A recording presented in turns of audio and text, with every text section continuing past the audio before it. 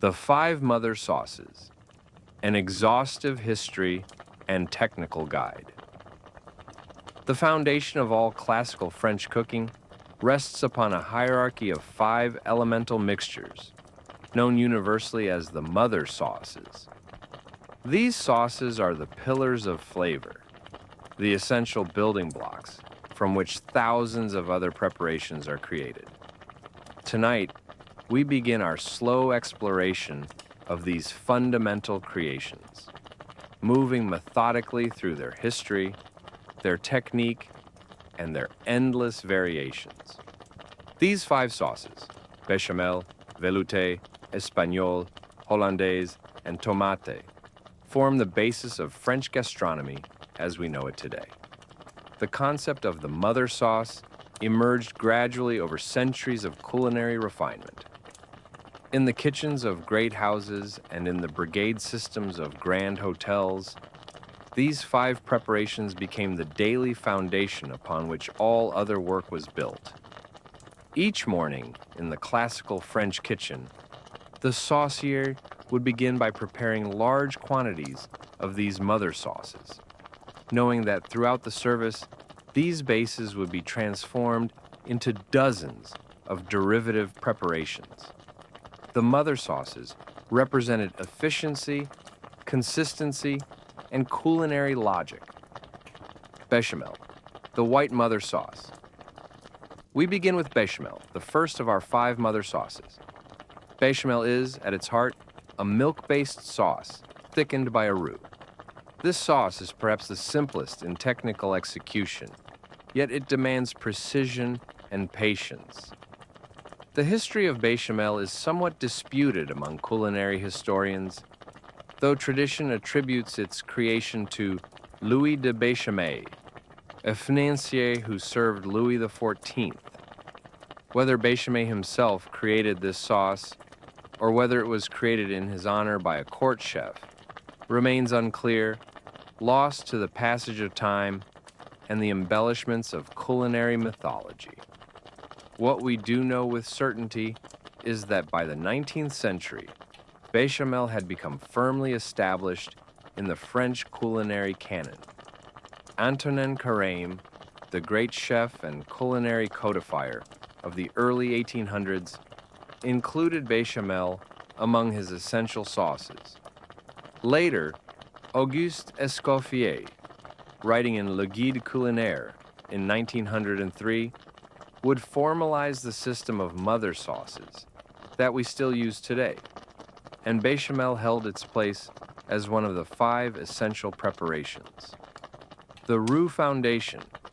To understand bechamel, we must first understand the roux.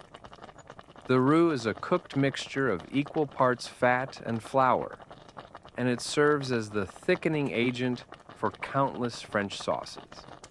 In the case of bechamel, we use butter as our fat. The process of making a roux is deceptively simple, yet it requires careful attention and a gentle hand. Begin with butter, preferably unsalted butter of good quality.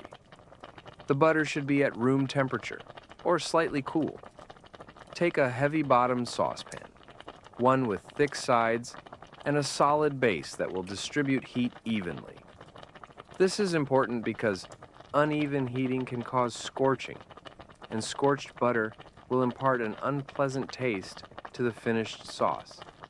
Place the saucepan over medium-low heat. The heat should be gentle, patient, unhurried. Add the butter to the pan. Watch as the butter begins to melt.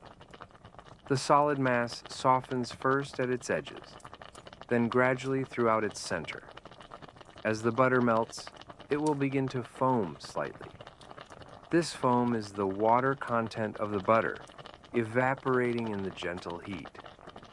Listen to the quiet sound of the butter as it melts, a soft sizzling that is barely audible.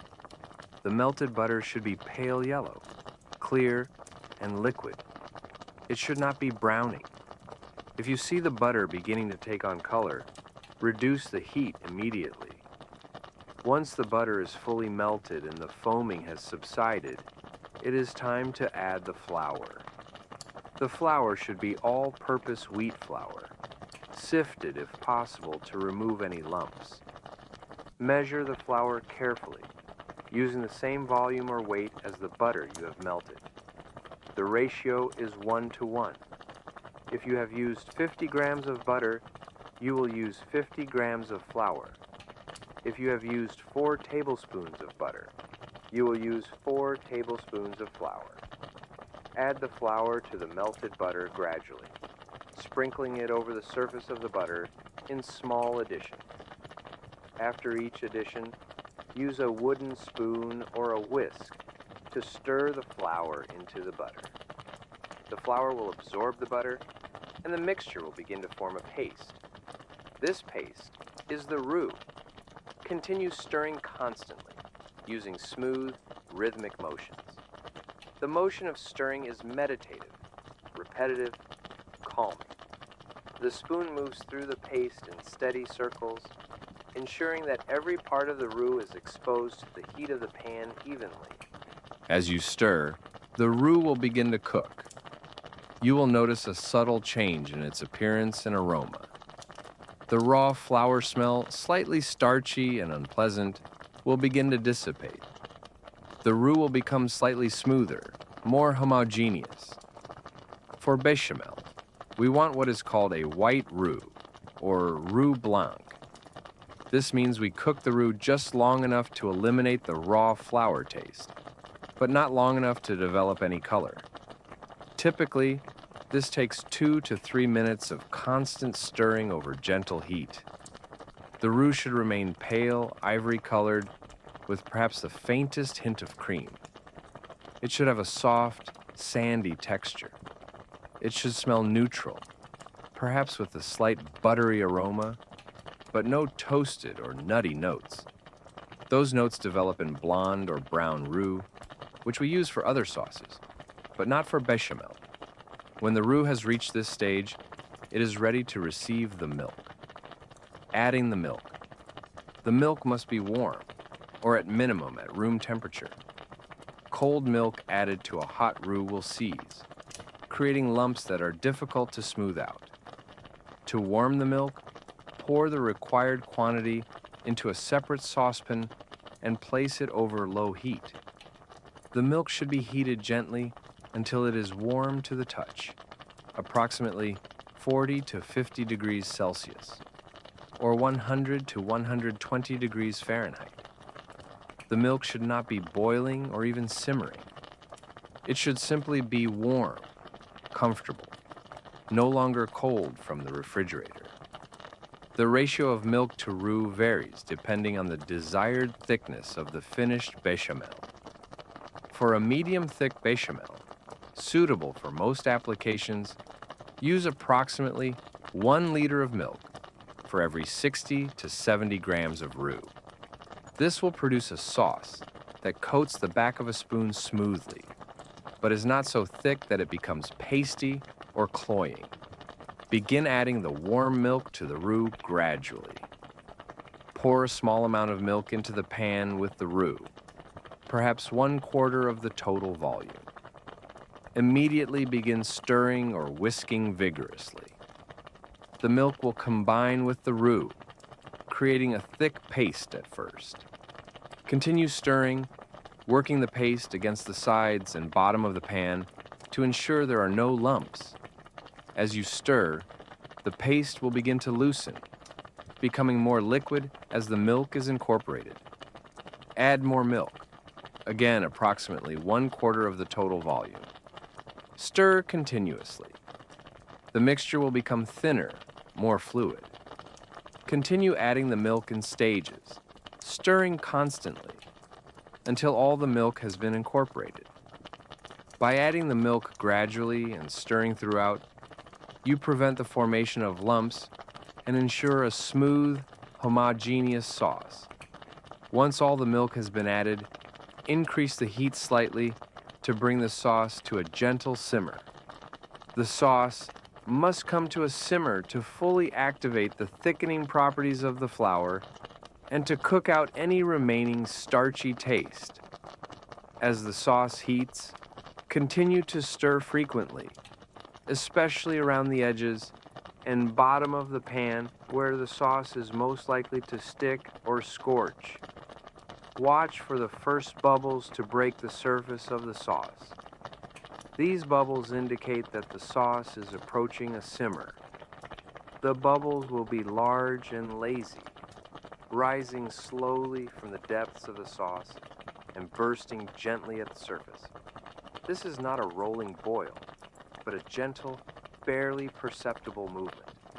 Once the sauce reaches this stage, reduce the heat to low and allow the sauce to cook gently for 10 to 15 minutes.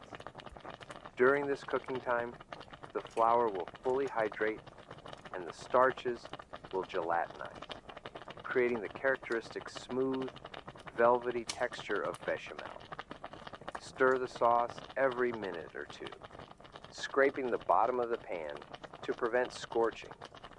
As the sauce cooks, you may notice a skin forming on its surface. This skin is formed by proteins and evaporation. Simply stir the skin back into the sauce. If the sauce seems to be thickening too much during this cooking time, you may add a small amount of additional warm milk to thin it to the desired consistency. Seasoning the bechamel. After the bechamel has cooked for the appropriate time, it must be seasoned. Traditional bechamel seasoning is quite simple: salt, white pepper, and sometimes a grating of nutmeg. The salt should be fine sea salt or table salt, added gradually and tasted as you go. Bechamel should be well seasoned, but not aggressively salty. The salt enhances the flavor of the milk and butter, bringing forward their natural sweetness and richness. White pepper is preferred over black pepper for aesthetic reasons. Black pepper would create visible dark specks in the pale sauce, which is considered visually unappealing in classical French cuisine. White pepper provides the same gentle heat and pepperiness without disrupting the pure white color of the sauce. Add white pepper sparingly, just a few grinds or a small pinch. The pepper should be noticeable but not dominant. Nutmeg is optional, a matter of taste and tradition. A small grating of fresh nutmeg adds a subtle warmth and complexity to the bechamel. The nutmeg should be freshly grated from a whole nutmeg seed using a fine grater or a specialized nutmeg grater. The quantity should be very small, perhaps 1/8 of a teaspoon or less, for 1 liter of sauce. The nutmeg should be a whisper, a suggestion, barely identifiable as a distinct flavor, but adding to the overall harmony of the sauce. Some classical preparations of bechamel also include the infusion of aromatics into the milk before it is added to the roux. This variation is sometimes called sauce bechamel à l'ancienne, or old-fashioned bechamel. To prepare it in this manner, the milk is first heated with additions such as a small onion, studded with cloves, a bay leaf, and a few parsley stems. The milk is brought just to the edge of simmering, then removed from the heat and allowed to steep for 15 to 20 minutes. The aromatics are then strained out, and the infused milk is used to make the bechamel in the manner already described. This technique adds a subtle aromatic complexity to the finished sauce. Straining and holding. Once the bechamel is fully cooked and seasoned, it should be strained through a fine mesh sieve or through a piece of cheesecloth to remove any small lumps that may have formed and to ensure absolute smoothness. Place the sieve over a clean container and pour the sauce through it slowly, using a ladle or a rubber spatula to help the sauce pass through the mesh. The sauce should flow through relatively easily if it has been properly made, though it may be necessary to gently press on any thicker portions to encourage them through the sieve. If the bechamel is not to be used immediately, It must be held properly to prevent spoilage and skin formation. To prevent a skin from forming on the surface of the sauce, press a piece of plastic wrap directly onto the surface of the sauce, ensuring that it is in full contact with the sauce and that no air pockets remain. Alternatively, some chefs prefer to dot the surface of the sauce with small pieces of butter, which will melt and form a protective layer. The sauce can be held at room temperature for up to 1 hour, or in the refrigerator for up to 3 days. When reheating bechamel, do so gently over low heat, stirring frequently, and add a small amount of milk if the sauce has thickened too much during storage. Derivatives of bechamel. From this simple mother sauce of milk, butter, and flour flow numerous derivative sauces, each created by adding specific ingredients to the base bechamel. These derivative sauces, or petite sauces, extend the versatility of bechamel, allowing it to complement a wide range of dishes. Sauce Mornay. Perhaps the most famous derivative of bechamel is sauce Mornay, a rich, cheese-enriched sauce used in gratins, on vegetables, and on certain preparations of fish and eggs. To make sauce Mornay, begin with a properly prepared bechamel. To 1 liter of bechamel, add approximately 100 grams of grated cheese. Traditionally, Mornay is made with a combination of Gruyere and Parmesan cheese, though the proportions can vary according to taste. Use approximately 75 grams of Gruyere and 25 grams of Parmesan. The cheese should be finely grated so that it will melt smoothly into the sauce. Add the cheese to the warm bechamel off the heat, stirring constantly as the cheese melts and incorporates. The cheese will add a rich, savory depth to the sauce, as well as a slight elasticity to its texture. Once the cheese is fully melted, taste the sauce and adjust the seasoning, adding more salt if necessary. Cheese can vary in saltiness, so it is important to taste after the cheese has been added. Some recipes for Mornay also include the addition of egg yolk to further enrich the sauce. If using egg yolk, beat 1 or 2 yolks in a small bowl. Then temper them by slowly whisking in a small amount of the warm bechamel. Once the yolks are warmed and thinned, stir them back into the main body of the sauce. The yolks add a beautiful sheen and a silky texture to the finished Mornay. The sauce must not be boiled after the yolks are added, as this will cause them to curdle. Sauce Mornay is used classically in dishes such as sole Mornay, where poached sole fillets are napped with the sauce and gratinate until golden. It is also used for cauliflower Mornay, endive Mornay, and as a component in croque monsieur, the famous French ham and cheese sandwich. Sauce Soubise. Sauce Soubise is a bechamel enriched with onion puree, creating a sweet, delicate sauce with a pale ivory color. To prepare sauce Soubise, begin by preparing a large quantity of onions. You will need approximately 500 grams of onions for every liter of bechamel. Peel the onions and slice them thinly. Place the sliced onions in a heavy-bottomed pan with a small amount of butter, perhaps 30 grams. Add a pinch of salt. Cover the pan and place it over very low heat. The onions should cook slowly, gently, without browning. This process is called sweating. As the onions cook, they will release their moisture and become very soft and translucent. Stir the onions occasionally to prevent them from sticking or coloring. This cooking process will take 30 to 40 minutes. The onions should be completely tender and very sweet, with no hint of sharpness or bite. Once the onions are fully cooked, transfer them to a blender or food processor and puree them until absolutely smooth. The puree should be pale and silky, with no visible pieces of onion. If necessary, pass the puree through a fine mesh sieve to ensure complete smoothness. Allow the onion puree to cool slightly, then stir it into the prepared bechamel. The ratio is typically 1 part onion puree to 3 parts bechamel, though this can be adjusted according to taste. The finished sauce soubise has a subtle onion flavor, sweet rather than sharp, and a beautiful creamy texture. It is used traditionally with eggs, lamb, and certain vegetables.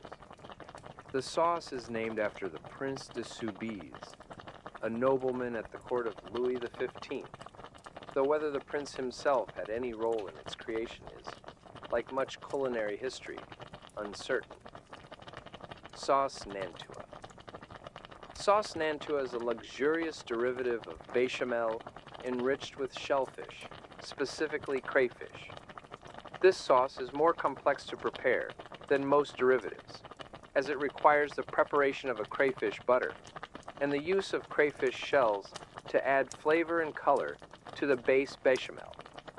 To prepare sauce Nantua, begin with cooked crayfish.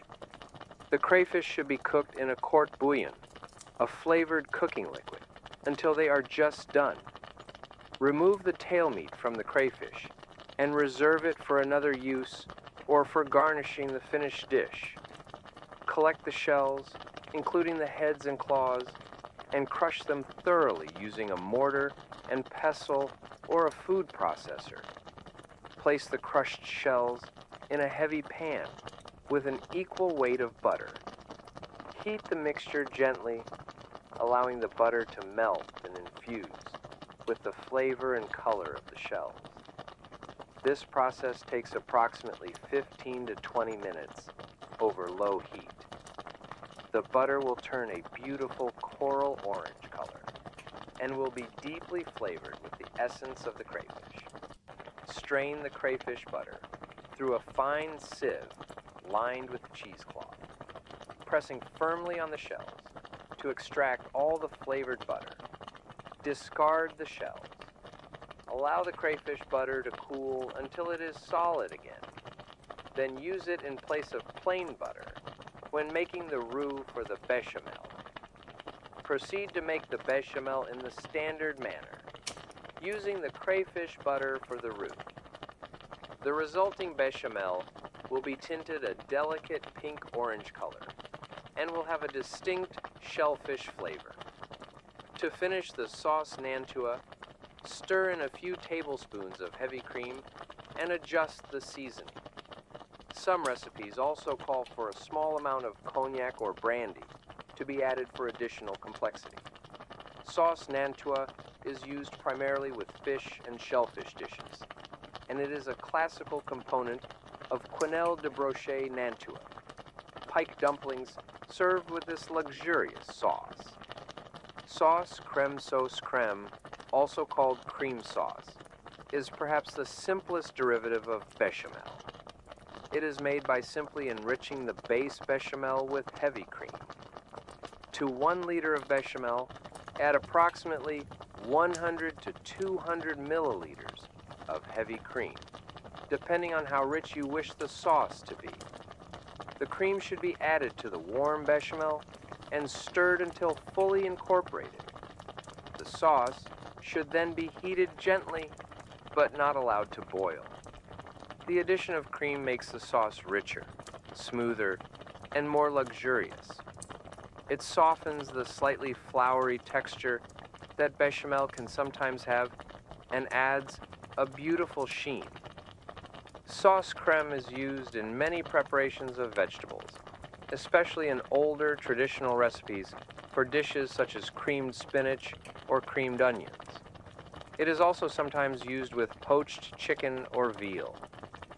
Sauce cheddar. Though not strictly a classical French sauce, sauce cheddar has become a common derivative of bechamel in modern cooking, particularly in Anglo-American cuisine. It is prepared in essentially the same manner as sauce Mornay. but using cheddar cheese instead of Gruyere and Parmesan. To make sauce cheddar, prepare a standard bechamel.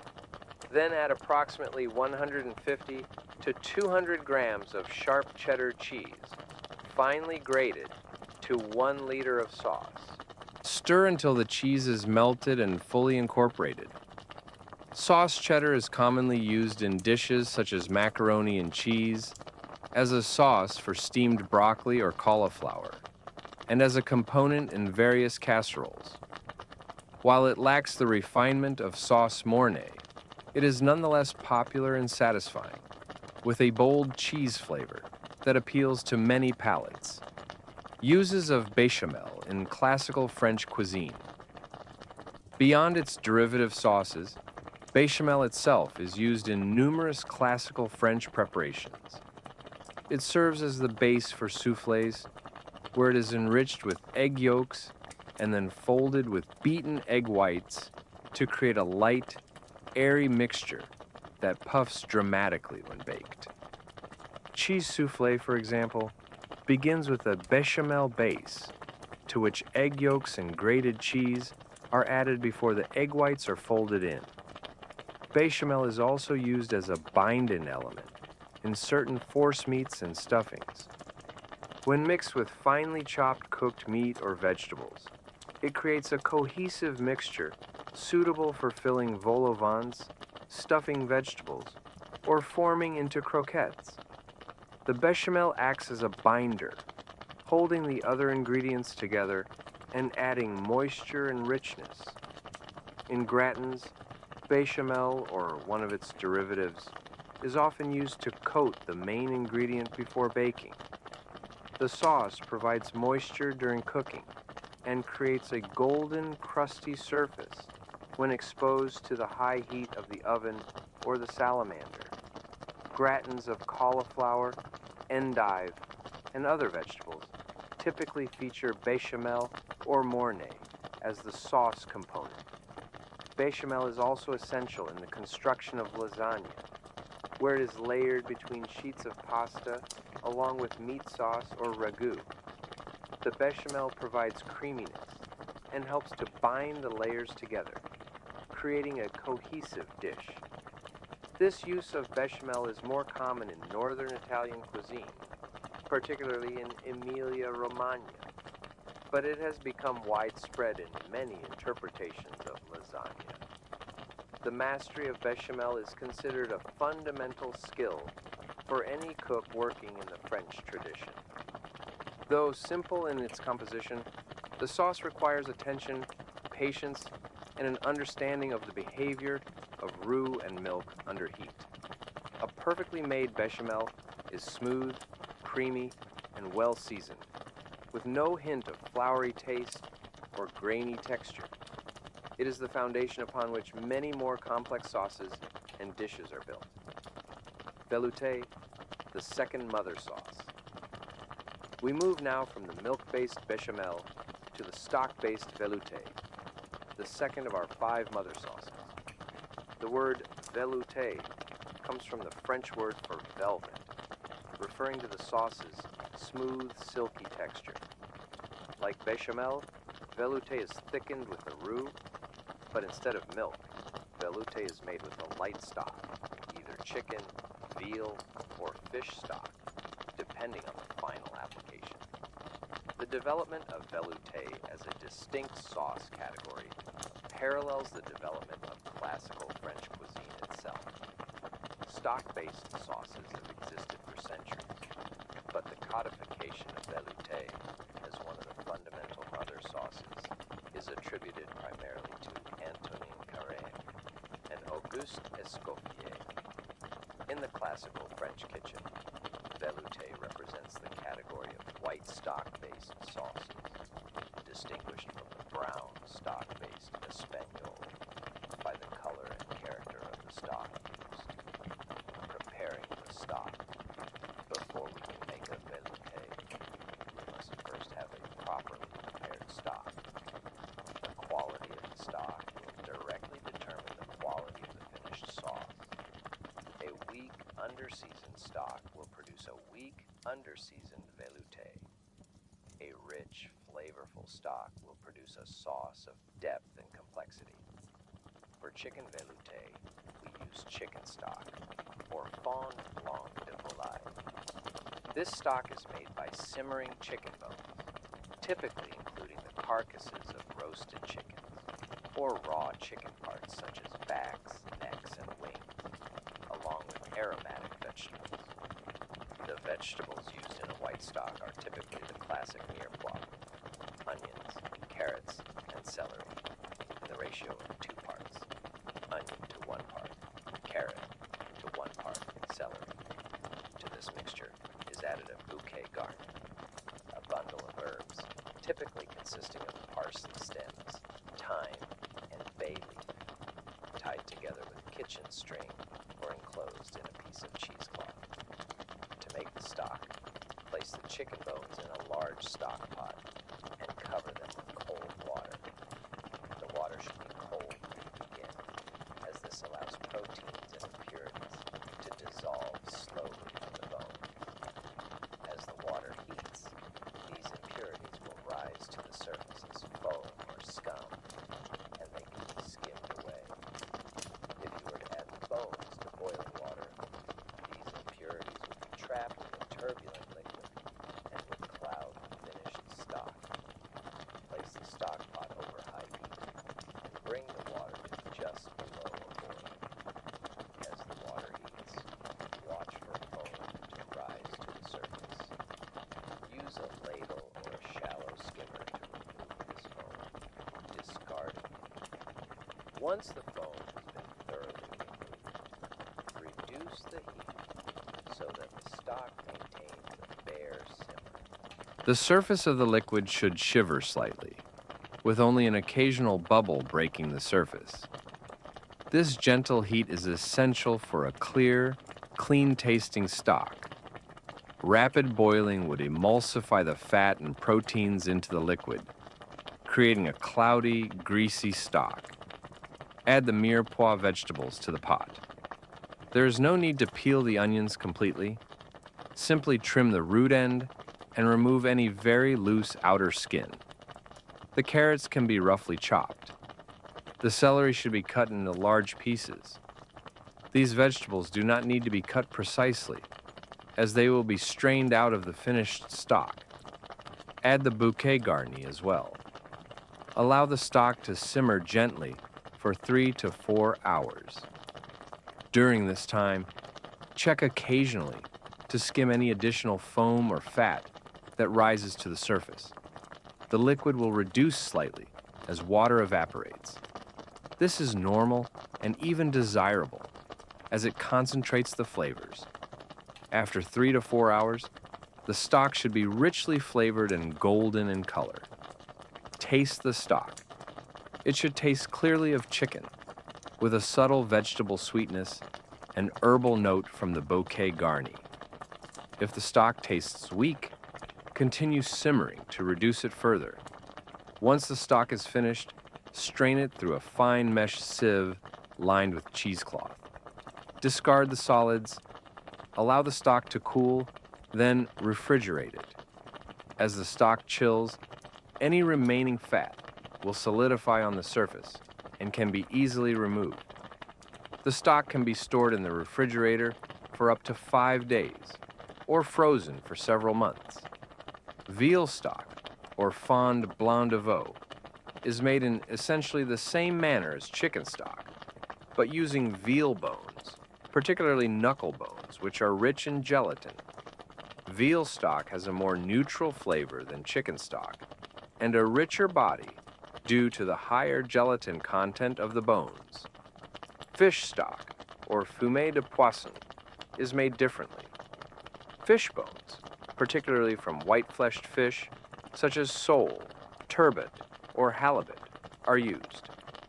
The bones should be very fresh and should be rinsed thoroughly to remove any blood or impurities. Fish stock should not be simmered for more than 30 to 40 minutes, as longer cooking can extract bitter flavors from the bones.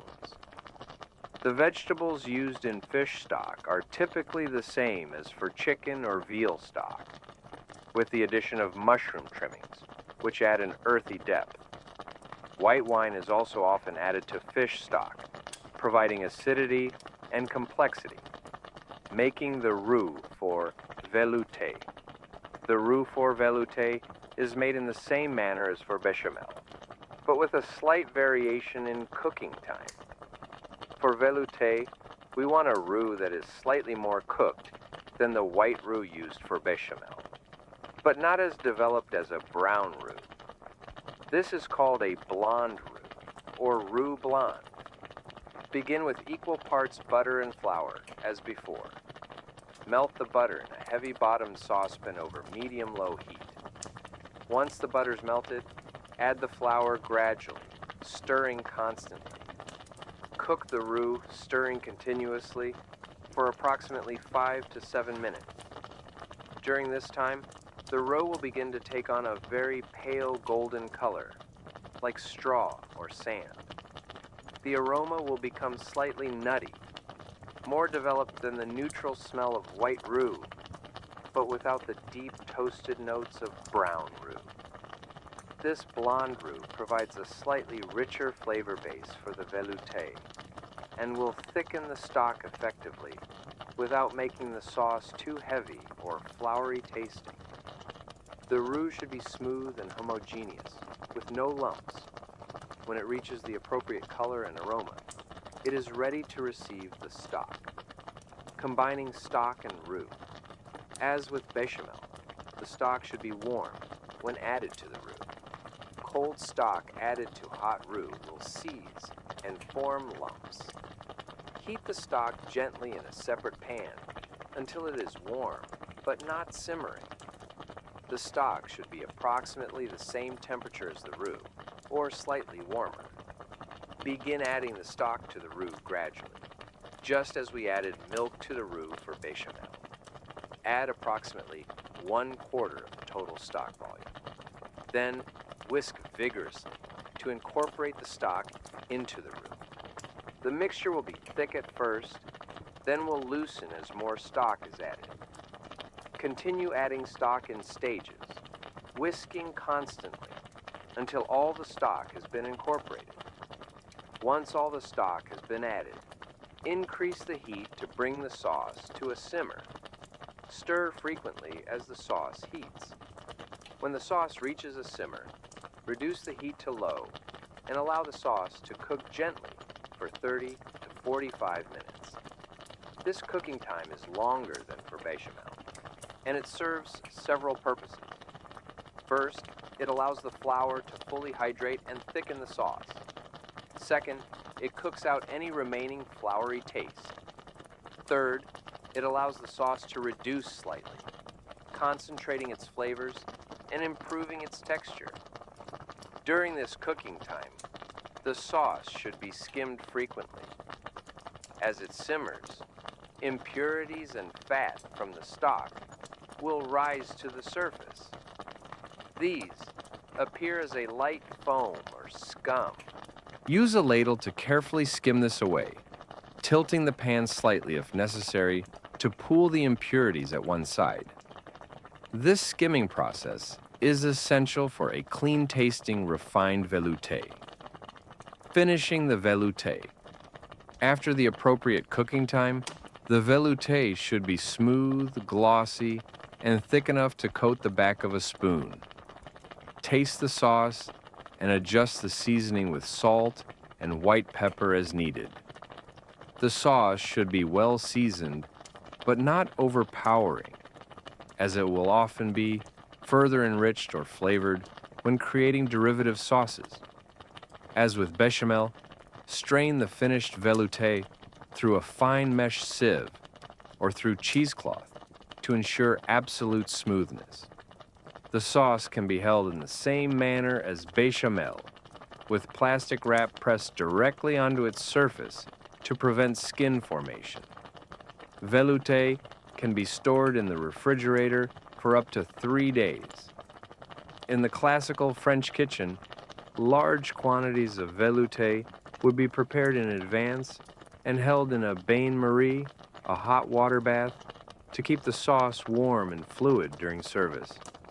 As needed, portions of the velouté would be taken and transformed into derivative sauces to accompany specific dishes. Derivatives of velouté. The derivatives of velouté are numerous and varied, ranging from simple preparations to complex, richly flavored sauces. The particular type of stock used in the base velouté determines which derivatives are most appropriate. Chicken or veal. Velouté is used for meat and poultry derivatives, while fish velouté is used for fish and shellfish sauces. Sauce. Supreme sauce. Supreme is one of the most refined and elegant derivatives of chicken velouté. The name Supreme refers not to the sauce's position in a hierarchy, but rather to the cut of chicken it traditionally accompanies.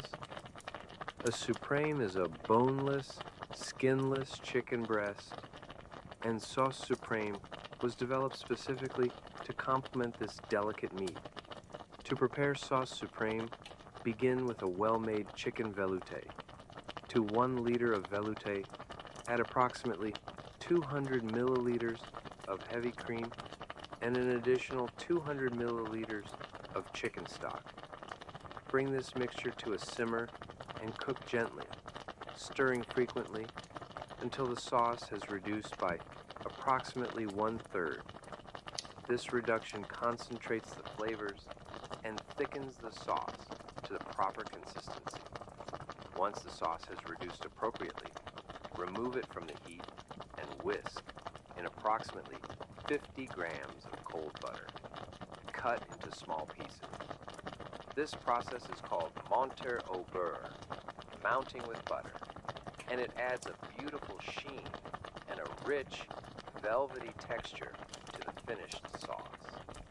The butter should be added gradually, whisking constantly, and the sauce should not be reheated after the butter's added, as this could cause the butter to separate. Some classical recipes for sauce Supreme also include the addition of mushroom trimmings during the reduction phase, which are then strained out before the butter is added. These mushroom trimmings add an earthy depth to the sauce without making it overtly mushroom flavored. Sauce Supreme is used primarily with poached or roasted chicken, but it is also suitable for veal and certain delicate preparations of vegetables. The sauce is pale ivory in color, smooth and glossy, with a rich but not heavy flavor. Sauce Allemande. Despite its name, which means German sauce, sauce Allemande is thoroughly French in its origin and preparation. The name may be a corruption of à la liée, meaning with a liaison, referring to the egg yolk liaison that characterizes this sauce. Sauce Allemande is made from a veal or chicken velouté, enriched with egg yolks, and finished with lemon juice. To prepare it, begin with 1 liter of velouté. Add approximately 100 milliliters of mushroom cooking liquid if available, though this is optional. Bring the velouté to a gentle simmer. In a separate bowl, beat together 3 to 4 egg yolks. The yolks provide richness and help to further thicken the sauce. To temper the yolks, which means to gradually raise their temperature so they do not scramble when added to the hot sauce, ladle a small amount of the hot velouté into the bowl with the yolks while whisking constantly. Continue adding small amounts of hot velouté to the yolks, whisking constantly until approximately 1/4 of the velouté has been incorporated into the yolk mixture. Now, reverse the process. Pour the tempered yolk mixture back into the pot with the remaining velouté, whisking constantly as you pour. The sauce must be stirred continuously and must not be allowed to boil, as boiling will cause the yolks to curdle. Place the pot over low heat and stir constantly with a spoon or spatula, scraping the bottom and sides of the pot to prevent the yolks from scrambling. Heat the sauce gently until it thickens noticeably and reaches approximately 80 degrees Celsius or 175 degrees Fahrenheit. To test if the sauce is ready, draw your finger across the back of the spoon. The line should remain clean and distinct, showing that the sauce has thickened properly. This is called nappe, meaning the sauce coats the spoon. Once the sauce has reached this stage, immediately remove it from the heat. Strain the sauce through a fine sieve to ensure smoothness. Finish the sauce by stirring in a small amount of fresh lemon juice, approximately 1 tablespoon per liter of sauce, and a few grinds of white pepper. The lemon juice brightens the flavor and cuts through the richness of the yolks and cream. Some recipes also call for the addition of a small amount of butter at this stage, perhaps 30 grams, to give the sauce additional sheen and richness. Sauce Allemande is used with roasted or braised veal, with chicken, and with certain preparations of vegetables. It is rich, elegant, and smooth, with a subtle acidity from the lemon juice that balances its heaviness. Sauce Poulette. Sauce Poulette is a derivative of sauce Allemande, and thus a second-generation derivative of velouté. The name Poulette is a diminutive of poule, meaning hen, though the sauce is not specifically tied to chicken. To prepare sauce Poulette, begin with a well-made sauce Allemande. To 1 liter of Allemande, add approximately 2 tablespoons of chopped fresh parsley and an additional tablespoon of lemon juice. The parsley should be flat leaf parsley, finely chopped. It adds a bright green color and a fresh, herbaceous note to the sauce. The additional lemon juice makes sauce Poulette slightly more acidic than Allemande, giving it a lighter, fresher character. Sauce Poulette is traditionally used with mushrooms, sweetbreads, and certain egg preparations. It is also used with chicken, particularly in older, traditional recipes for fricassees and blanquettes. Sauce Aurore. Sauce Aurore, named for the dawn due to its pale pink color, is a velouté enriched with tomato. To prepare sauce Aurore, begin with a chicken or veal velouté. To 1 liter of velouté, add approximately 100 milliliters of tomato puree or coulis de tomate. The tomato puree should be smooth and concentrated, made from fresh tomatoes that have been cooked, strained, and reduced. Stir the tomato puree into the velouté until fully incorporated. The sauce will take on a beautiful pale coral or salmon color. Bring the sauce to a gentle simmer and cook for 10 to 15 minutes, stirring frequently to allow the flavors to marry. Finish the sauce by whisking in approximately 50 grams of butter, cut into small pieces. The finished sauce Aurore has a delicate tomato flavor that does not overwhelm the chicken or veal base. It is used with eggs, poached chicken, and certain preparations of veal. The sauce is elegant, colorful, and refined, suitable for more formal presentations. Sauce Vin Blanc sauce. Vin Blanc, or white wine sauce, is made from a fish velouté enriched with white wine and finished with butter and cream. This is one of the most important and versatile derivatives of fish velouté. To prepare sauce Vin Blanc, begin with a well-made fish velouté prepared from a good fish stock. To 1 liter of fish velouté, add approximately 200 milliliters of dry white wine and 100 milliliters of fish stock. The white wine should be a good quality dry wine, such as a Chablis or Muscadet. The wine adds acidity and complexity to the sauce. Bring the mixture to a simmer and reduce it by approximately 1/3, stirring frequently. As the sauce reduces, the alcohol in the wine will evaporate, leaving behind the wine's flavor and acidity. Once the sauce has reduced appropriately, add approximately 150 milliliters of heavy cream. Continue to simmer gently for a few more minutes. Then, remove the sauce from the heat. Finish the sauce by whisking in approximately 75 grams of cold butter cut into small pieces. The butter is added gradually, whisking constantly to create an emulsion. This technique, monter au beurre, gives the sauce a beautiful glossy appearance and a rich, luxurious texture. Season the sauce with salt, white pepper, and a small squeeze of lemon juice if desired. The finished sauce vin blanc should be smooth, creamy, and well balanced, with the wine providing a subtle acidity that complements the richness of the cream and butter.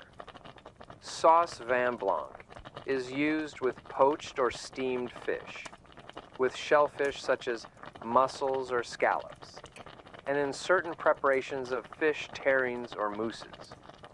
It is one of the fundamental sauces of classical fish cookery. Sauce bercy.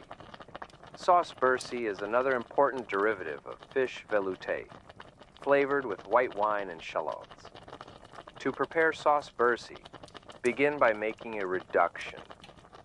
In a saucepan, combine approximately 100 milliliters of dry white wine with 2 finely minced shallots. Place the pan over medium heat and reduce the liquid by half. The shallots should soften and become translucent as the wine reduces. Add 1 liter of fish velouté to the reduction. Stir well to combine and bring the sauce to a gentle simmer. Cook for 10 to 15 minutes, stirring occasionally. The sauce will thicken slightly, and the flavors will meld together. Remove the sauce from the heat and whisk in approximately 50 grams of cold butter, cut into small pieces. Finish the sauce by stirring in 1 to 2 tablespoons of chopped fresh parsley and a squeeze of lemon juice. Season with salt and white pepper to taste. Sauce bercy has a more pronounced shallot and wine flavor than sauce vin blanc, and the parsley adds a fresh, bright note. The sauce is used primarily with grilled or poached fish, and it is particularly well suited to firm white fish such as sole, turbot, or sea bass. Sauce normande. Sauce normande is a complex, luxurious derivative of fish velouté that includes multiple enrichments. The sauce is named for Normandy, a region of France famous for its cream, butter, and seafood. To prepare sauce normande, begin with a fish velouté made from an especially rich fish stock that includes the cooking liquid from mussels and mushrooms. To 1 liter of this enriched fish velouté, add approximately 100 milliliters of mushroom cooking liquid and 100 milliliters of the cooking liquid from mussels. These liquids add depth and complexity to the sauce. Bring the mixture to a simmer and reduce it by approximately 1/3. In a separate bowl, beat together 2 to 3 egg yolks with approximately 100 milliliters of heavy cream. Temper this mixture by gradually whisking in some of the hot sauce. Then pour the tempered yolk mixture back into the pot with the remaining sauce, whisking constantly. Heat gently, stirring constantly until the sauce thickens, taking care not to let it boil. Remove the sauce from the heat and strain it through a fine sieve. Finish the sauce by whisking in approximately 75 grams of cold butter, cut into small pieces. The finished sauce. Normande is very rich, creamy, and complex, with layers of flavor from the fish, mushrooms, and mussels. Sauce normande is used with poached fish, especially sole, and with certain shellfish preparations. It is one of the most elaborate and refined of the fish velouté derivatives, suitable for formal or celebratory meals. Uses of velouté in classical French cuisine. Beyond its derivative sauces, velouté serves as a base for numerous classical preparations. It is used in blanquettes, the traditional white stews of veal or chicken, where the meat is poached in stock and then bound with a velouté enriched with egg yolks and cream.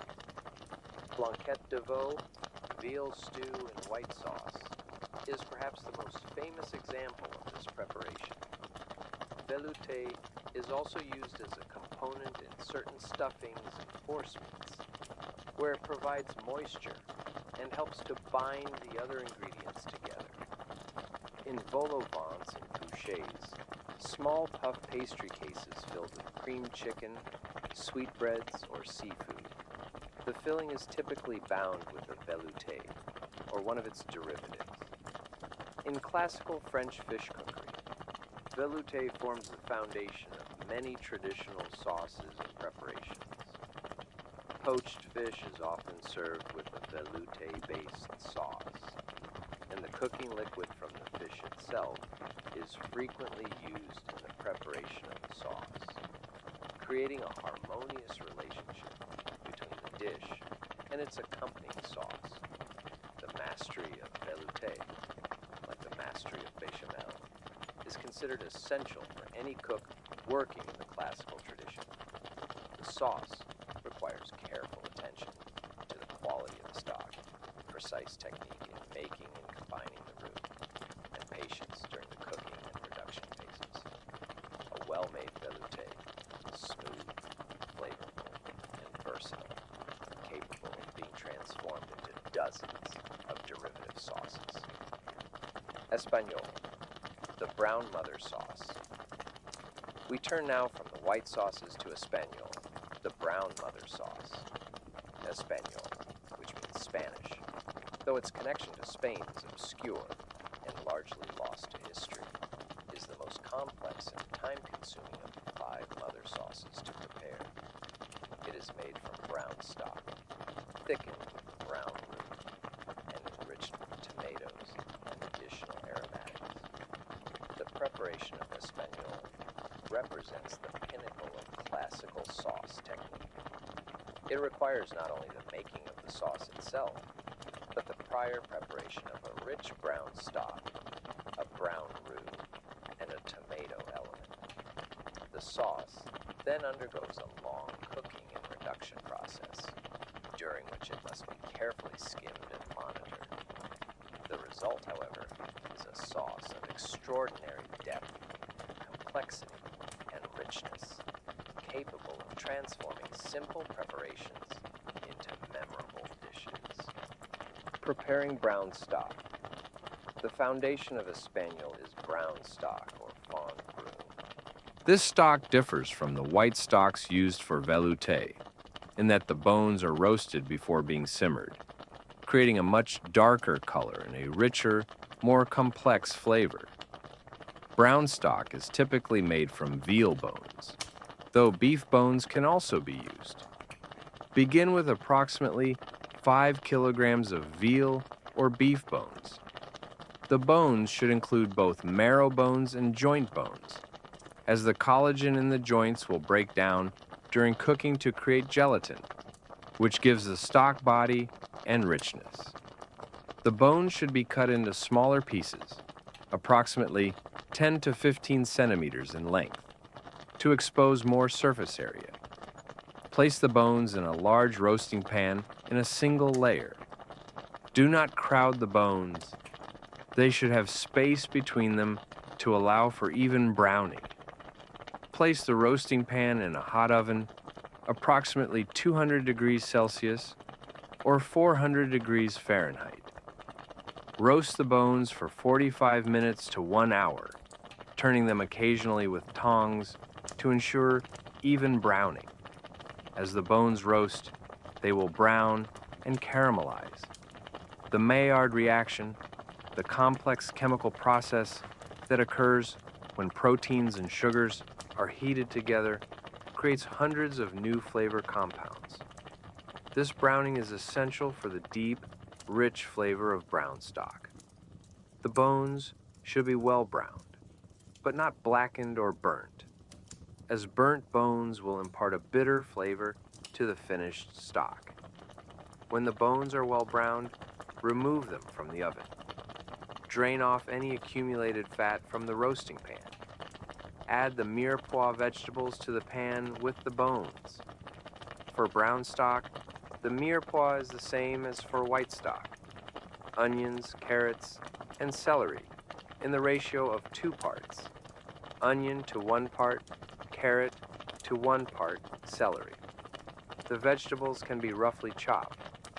Return the pan to the oven and continue roasting for another 20 to 30 minutes until the vegetables are also well browned. Transfer the browned bones and vegetables to a large stock pot. Pour off any remaining fat from the roasting pan, then place the pan over medium-high heat on the stovetop. Add a small amount of water or red wine to the pan and scrape the bottom with a wooden spoon to release all the browned bits that have stuck to the pan. This process is called deglazing, and it captures the concentrated flavors left behind by the roasting process. Pour the deglazing liquid into the stock pot with the bones and vegetables. Add enough cold water to the stock pot to cover the bones by several inches. Add a bouquet garni consisting of parsley stems, thyme, bay leaf, and black peppercorns. Some recipes also call for the addition of a few cloves. Place the stock pot over high heat and bring the liquid almost to a boil. As the stock heats, foam and impurities will rise to the surface. Skim these away carefully. Once the stock has been thoroughly skimmed, reduce the heat so that the stock maintains a bare simmer. The surface should barely move, with only an occasional bubble breaking the surface. Allow the stock to simmer gently for 8 to 12 hours. This long cooking time is necessary to extract all the flavor and gelatin from the bones. During this time, check the stock occasionally to skim any fat or foam that rises to the surface. After the appropriate cooking time, the stock should be deeply colored, richly flavored, and full-bodied. Strain the stock through a fine mesh sieve lined with cheesecloth, discarding the solids. Allow the stock to cool, then refrigerate it. As the stock chills, any remaining fat will solidify on the surface and can be removed. The chilled stock should be somewhat gelatinous due to the collagen extracted from the bones. This gelatin gives the stock body and a smooth mouthfeel. Preparing tomato puree espagnole requires the addition of tomato in the form of a concentrated puree. This tomato element adds acidity, color, and a subtle sweetness to the finished sauce. To prepare tomato puree for espagnole, begin with ripe, fresh tomatoes. You will need approximately 1 kilogram of tomatoes for every 4 to 5 liters of sauce. Core the tomatoes and cut them into quarters. There is no need to peel or seed them at this stage, as the puree will be strained later. Place the tomatoes in a heavy-bottomed pot with a small amount of olive oil or butter, approximately 2 tablespoons. Add a pinch of salt. Place the pot over medium-low heat and cook the tomatoes slowly, stirring occasionally. As the tomatoes cook, they will release their liquid and begin to break down. The cooking process should be gentle and slow, allowing the tomatoes to concentrate and develop a deeper flavor. Cook the tomatoes for 45 minutes to 1 hour until they are very soft and have reduced to a thick, chunky consistency. Pass the cooked tomatoes through a food mill or a fine mesh sieve to remove the seeds and skin. The resulting puree should be smooth and thick. If the puree is too thin, return it to the pot and cook it gently until it reaches the desired consistency. The finished tomato puree should be deeply colored and intensely flavored. Some classical recipes call for the use of tomato paste or concentré de tomate instead of fresh tomato puree. If using tomato paste, you will need approximately 100 grams of paste for every 4 to 5 liters of sauce. The tomato paste should be of good quality, with a deep red color and a rich, concentrated tomato flavor. Making brown roux. The roux for Espagnole is a brown roux, cooked longer than either white or blonde roux, to develop a deep color and a nutty, toasted flavor. Begin with equal parts butter or rendered fat and flour. Traditionally, beef fat or pork fat was used for brown roux, but butter is also acceptable. Melt the fat in a heavy-bottomed saucepan over medium heat. Once the fat is melted, add the flour gradually, stirring constantly. The mixture will form a paste. Continue stirring constantly, ensuring that all parts of the roux are exposed to the heat evenly. The roux will gradually darken, passing through blonde, then light brown, then medium brown, and finally dark brown. The process of making brown roux takes time and patience. Depending on the heat and the quantity of roux, it can take anywhere from 30 minutes to an hour to achieve the desired color. The roux must be stirred constantly throughout this process to prevent scorching. If any part of the roux burns, it will impart a bitter flavor to the finished sauce, and the roux must be discarded and started again. The finished brown roux should be the color of milk chocolate or hazelnuts. It should have a rich, nutty aroma. If the roux smells burnt or acrid, it has been cooked too long and must be discarded. When the roux reaches the appropriate color, remove it from the heat immediately to stop the cooking process. Brown roux has less thickening power than white or blonde roux because the extended cooking breaks down some of the starch molecules in the flour. To compensate for this, you may need to use slightly more brown roux than you would white or blonde roux to achieve the same thickness in the finished sauce. Combining the elements. To make Espagnole, begin with the brown roux. Heat the roux gently in a large, heavy-bottomed pot. If the roux has been prepared in advance and has cooled, it will need to be warmed until it is fluid. Add the brown stock gradually, whisking constantly, just as you would add milk to white roux or stock to blonde roux. The stock should be warm to prevent the formation of lumps. Add approximately 1/4 of the total stock volume. Then whisk vigorously to incorporate the stock into the roux. The mixture will be very thick at first. Continue adding stock in stages, whisking constantly until all the stock has been incorporated. The sauce will be quite thin at this point, thinner than you want the finished sauce to be. This is because the sauce will undergo a long reduction process during which it will thicken and concentrate. Once all the stock has been added, add the tomato puree or tomato paste. Stir well to incorporate the tomato into the sauce. Add additional aromatics if desired. Traditional additions include additional mirepoix vegetables, which can be roughly chopped and added directly to the sauce, and additional herbs such as parsley stems, thyme, and bay leaf. Bring the sauce to a simmer over medium heat, stirring frequently. Once the sauce reaches a simmer, reduce the heat to low so that the sauce barely simmers. The surface should show only an occasional bubble. This gentle heat is essential for the long cooking process that follows. The long simmer Espagnole must simmer gently for 3 to 4 hours, or even longer in some classical recipes. During this time, the sauce reduces in volume, concentrating its flavors and developing its characteristic deep, rich taste.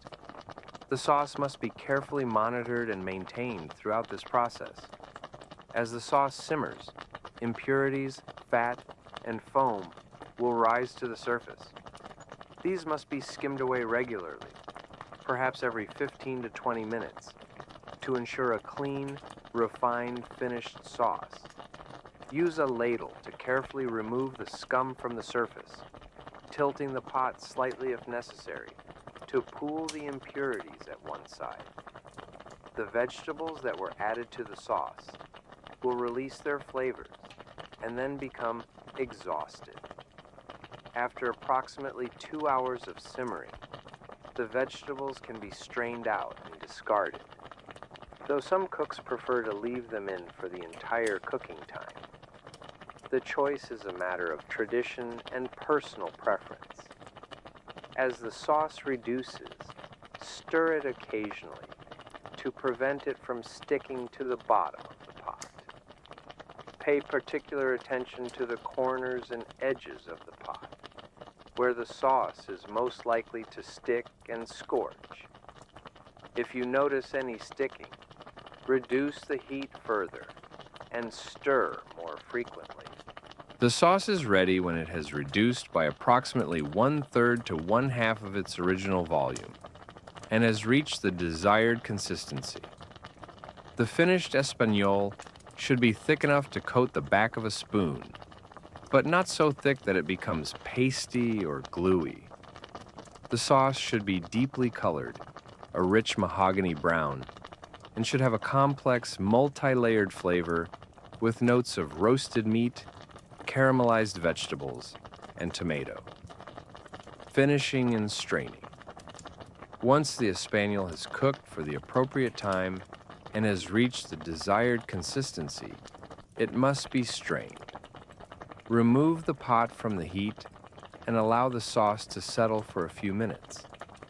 This allows any remaining solids to sink to the bottom. Strain the sauce through a fine mesh sieve lined with several layers of cheesecloth. The straining process should be done carefully and patiently, allowing the sauce to drip through the sieve naturally rather than forcing it through. Pressing on the solids in the sieve can release bitter flavors and can cloud the sauce. The strained espagnole should be smooth, glossy, and homogeneous.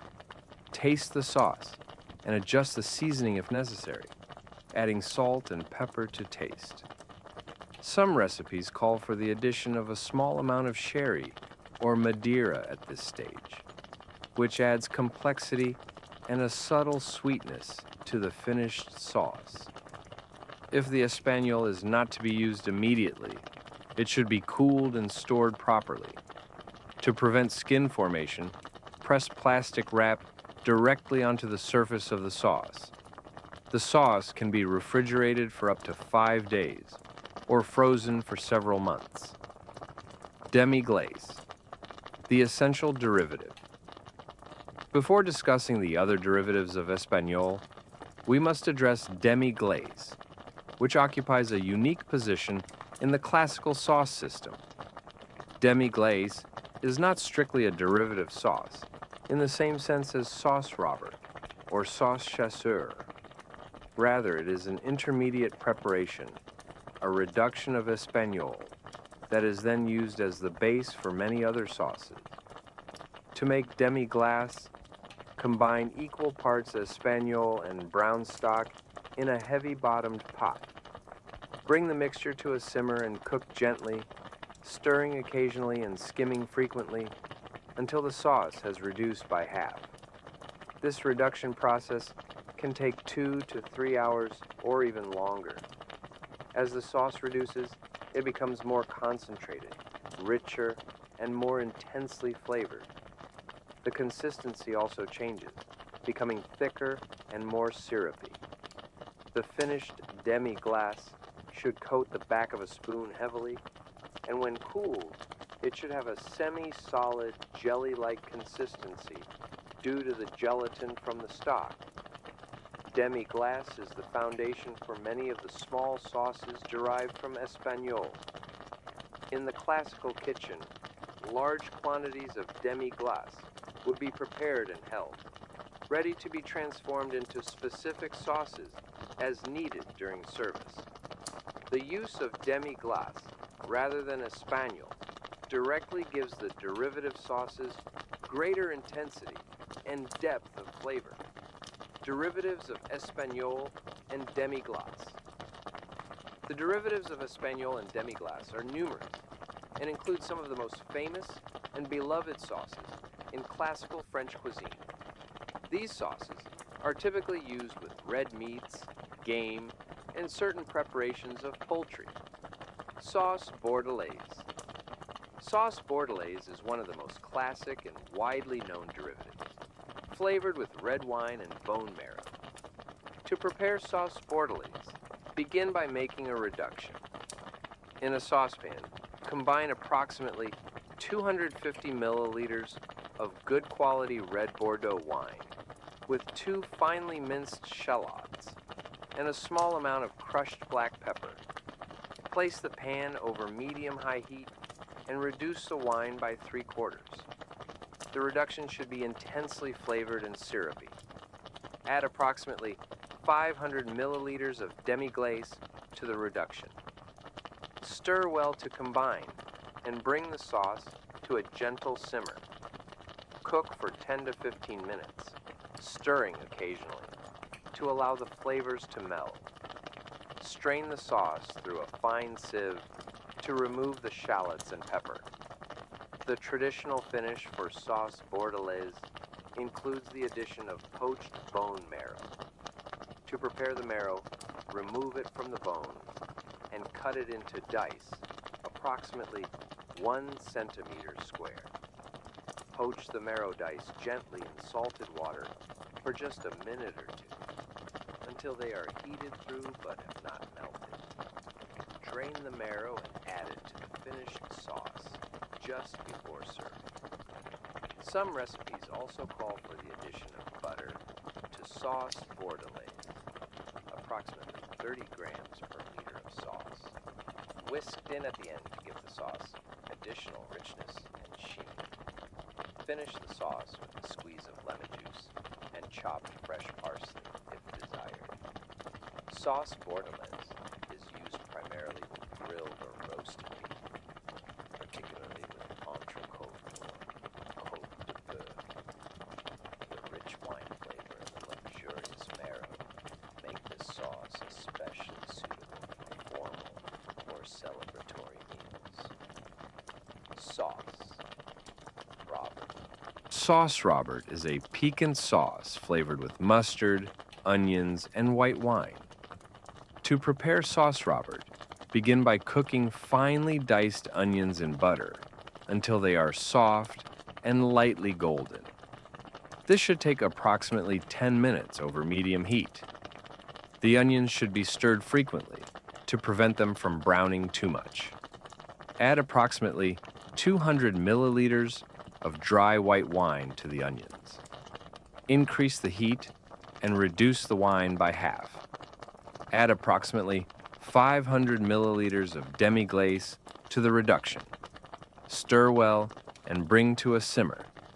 Cook gently for 15 to 20 minutes, stirring occasionally. Strain the sauce through a fine sieve, pressing lightly on the onions to extract their flavor. Return the strained sauce to the heat and bring it back to a simmer. Remove from heat and stir in approximately 2 tablespoons of Dijon mustard. The mustard should be added off heat to preserve its sharp, pungent flavor, as cooking the mustard will mellow it considerably. Some recipes for sauce Robert also include the addition of a small amount of white wine vinegar or lemon juice to sharpen the flavor further, and chopped fresh herbs such as parsley or chervil. The finished sauce should be smooth, richly flavored, and distinctly tangy from the mustard. Sauce Robert is traditionally used with pork, particularly with roasted or grilled pork chops. It is also suitable for certain preparations of beef and for leftover meats that are being reheated in sauce. Sauce charcutière. Sauce charcutière is a variation of sauce Robert, distinguished by the addition of gherkins.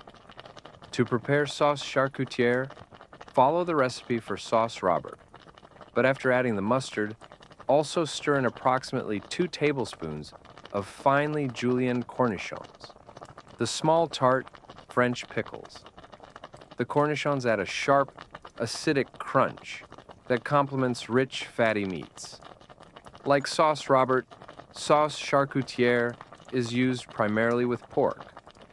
The name charcutière refers to the pork butcher, or charcutier, and the sauce is particularly well suited to grilled or roasted pork and to various charcuterie items, such as sausages and pork terrines. Sauce chasseur. Sauce chasseur, or hunter's sauce, is flavored with mushrooms, tomatoes, white wine, and herbs. To prepare sauce chasseur, begin by sautéing sliced mushrooms in butter until they are golden and have released their moisture. Use approximately 200 grams of mushrooms, preferably cultivated button mushrooms or wild mushrooms if available. Once the mushrooms are cooked, add 2 finely minced shallots to the pan and cook for another 2 minutes until the shallots are soft. Add approximately 100 milliliters of dry white wine and reduce by half. Add approximately 500 milliliters of demi-glace and 100 milliliters of tomato sauce or tomato puree. Stir well and bring to a simmer. Cook the sauce gently for 10 to 15 minutes, stirring occasionally. The sauce should be richly flavored, with the earthiness of the mushrooms balanced by the acidity of the tomatoes and wine. Finish the sauce by stirring in chopped fresh tarragon and parsley, approximately 1 tablespoon of each. Some recipes also call for the addition of a small amount of butter at this stage. Sauce chasseur is used with game, with poultry, and with certain preparations of veal. The rustic, hearty character of the sauce, with its visible pieces of mushroom and flecks of herbs, makes it appropriate for informal, country-style cooking. Sauce Périgueux. Sauce Périgueux is one of the most luxurious derivatives of demi-glace, enriched with truffles and Madeira wine. The sauce is named for the Périgord region of France, famous for its black truffles. To prepare sauce Périgueux, begin with approximately 500 milliliters of demi-glace. Add approximately 100 milliliters of Madeira wine to the demi-glace and bring to a gentle simmer. Cook for 5 to 10 minutes to allow the flavors to meld. Remove from heat. Finely chop approximately 30 grams of black truffles and add them to the sauce along with any truffle juice that may have accumulated during chopping. Stir to combine. Some recipes call for the truffles to be added in larger pieces or slices rather than chopped, depending on the desired presentation. The finished sauce should be deeply flavored, with the earthy, intoxicating aroma of truffles permeating the rich demi-glace base. Sauce Périgueux is used with the finest cuts of beef, with foie gras, and with certain preparations of poultry. Due to the expense of truffles, this sauce is reserved for special occasions and formal meals. Sauce Madère. Sauce Madère, or Madeira sauce, is a simpler version of sauce Périgueux, featuring Madeira wine, but without the truffles. To prepare sauce Madère, simply add approximately 100 milliliters of Madeira wine to 500 milliliters of demi-glace and simmer gently for 5 to 10 minutes. The sauce can be finished with a small amount of butter if desired. Sauce Madère is used with beef, veal, and ham. It is simpler and more economical than sauce Périgueux, but still quite elegant and refined. The sweet, complex flavor of the Madeira wine complements the rich demi-glace beautifully. Sauce poivrade. Sauce poivrade is a peppery sauce made with a mirepoix of vegetables, vinegar, and crushed peppercorns. To prepare sauce poivrade, begin by cooking finely diced mirepoix vegetables in butter or oil until they are well browned. The browning of the vegetables is important for developing the deep flavor of this sauce. Add approximately 100 milliliters of red wine vinegar to the vegetables and reduce by half. Add approximately 500 milliliters of demi-glace and a tablespoon of crushed black peppercorns. Bring to a simmer and cook gently for 30 to 40 minutes, stirring occasionally. Strain the sauce through a fine sieve, pressing firmly on the solids to extract all the flavor. Return the strained sauce to the heat and bring back to a simmer. Season with salt and additional freshly ground black pepper to taste. The finished sauce should be intensely flavored, with a pronounced peppery heat balanced by the acidity of the vinegar. Sauce poivrade is traditionally used with game, particularly with venison, wild boar, and duck. The strong, assertive flavors of the sauce can stand up to the gamey flavors of these meats. Sauce. Diane. Sauce. Diane is a variation of sauce poivrade, enriched with cream. To prepare sauce Diane, follow the recipe for sauce poivrade, but after straining the sauce, add approximately 100 milliliters of heavy cream. Bring to a simmer and cook for a few minutes until the sauce is heated through and has thickened slightly. The cream mellows the peppery heat of the poivrade base, creating a sauce that is still flavorful but less assertive. Sauce Diane is often finished with a small amount of butter and sometimes with a splash of cognac or brandy. The sauce is used with game, with beef, and is particularly associated with venison medallions or steak Diane. Uses of espagnole and demi-glace in classical French cuisine. Beyond its many derivative sauces, espagnole and demi-glace are used in numerous classical preparations. They form the base for braising liquids, adding body and flavor to dishes such as bœuf bourguignon, coq au vin, and other braisings. Demi-glace is also used to fortify and enrich other sauces, adding depth and complexity. A small amount of demi-glace can be added to a pan sauce made from the drippings of roasted meat, transforming a simple juice into a more refined and substantial sauce. The gelatin in demi-glace gives sauces body and a beautiful glossy appearance. In the classical French kitchen, the preparation of espagnole and demi-glace was a daily ritual, a testament to the importance of these fundamental sauces. The saucier, the cook responsible for all sauces in the brigade system, would begin work each morning by checking the stock and demi-glace supplies, ensuring that adequate quantities were available for the day's service. The quality of these foundational sauces determined in many ways the quality of the entire kitchen's output. The mastery of espagnole represents the highest level of sauce technique. The sauce requires not only technical skill, but also patience, attention to detail, and an understanding of how flavors develop and concentrate over time. A well-made espagnole or demi-glace is deeply colored, intensely flavored, and perfectly balanced, with no single element overwhelming the others. Hollandaise, the butter emulsion, mother sauce. We move now from the flour-thickened sauces to hollandaise, a sauce of a completely different character. Hollandaise is an emulsion of egg yolks and clarified butter, thickened not by starch, but by the coagulation of egg proteins. The sauce is rich, luxurious, and delicate, requiring careful technique and constant attention during its preparation. The name Hollandaise means Dutch, though like Espanol, the connection to the Netherlands is uncertain.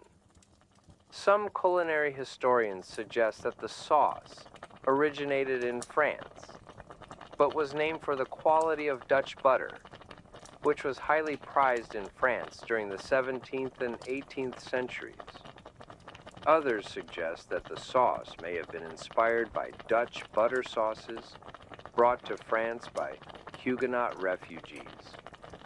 Whatever its origins, Hollandaise has been firmly established in the French culinary canon since at least the early 19th century. Clarifying butter Hollandaise is traditionally made with clarified butter, also called drawn butter or beurre clarified. Clarified butter is butter from which the milk solids and water have been removed, leaving only the pure butter fat. The use of clarified butter in Hollandaise serves several purposes.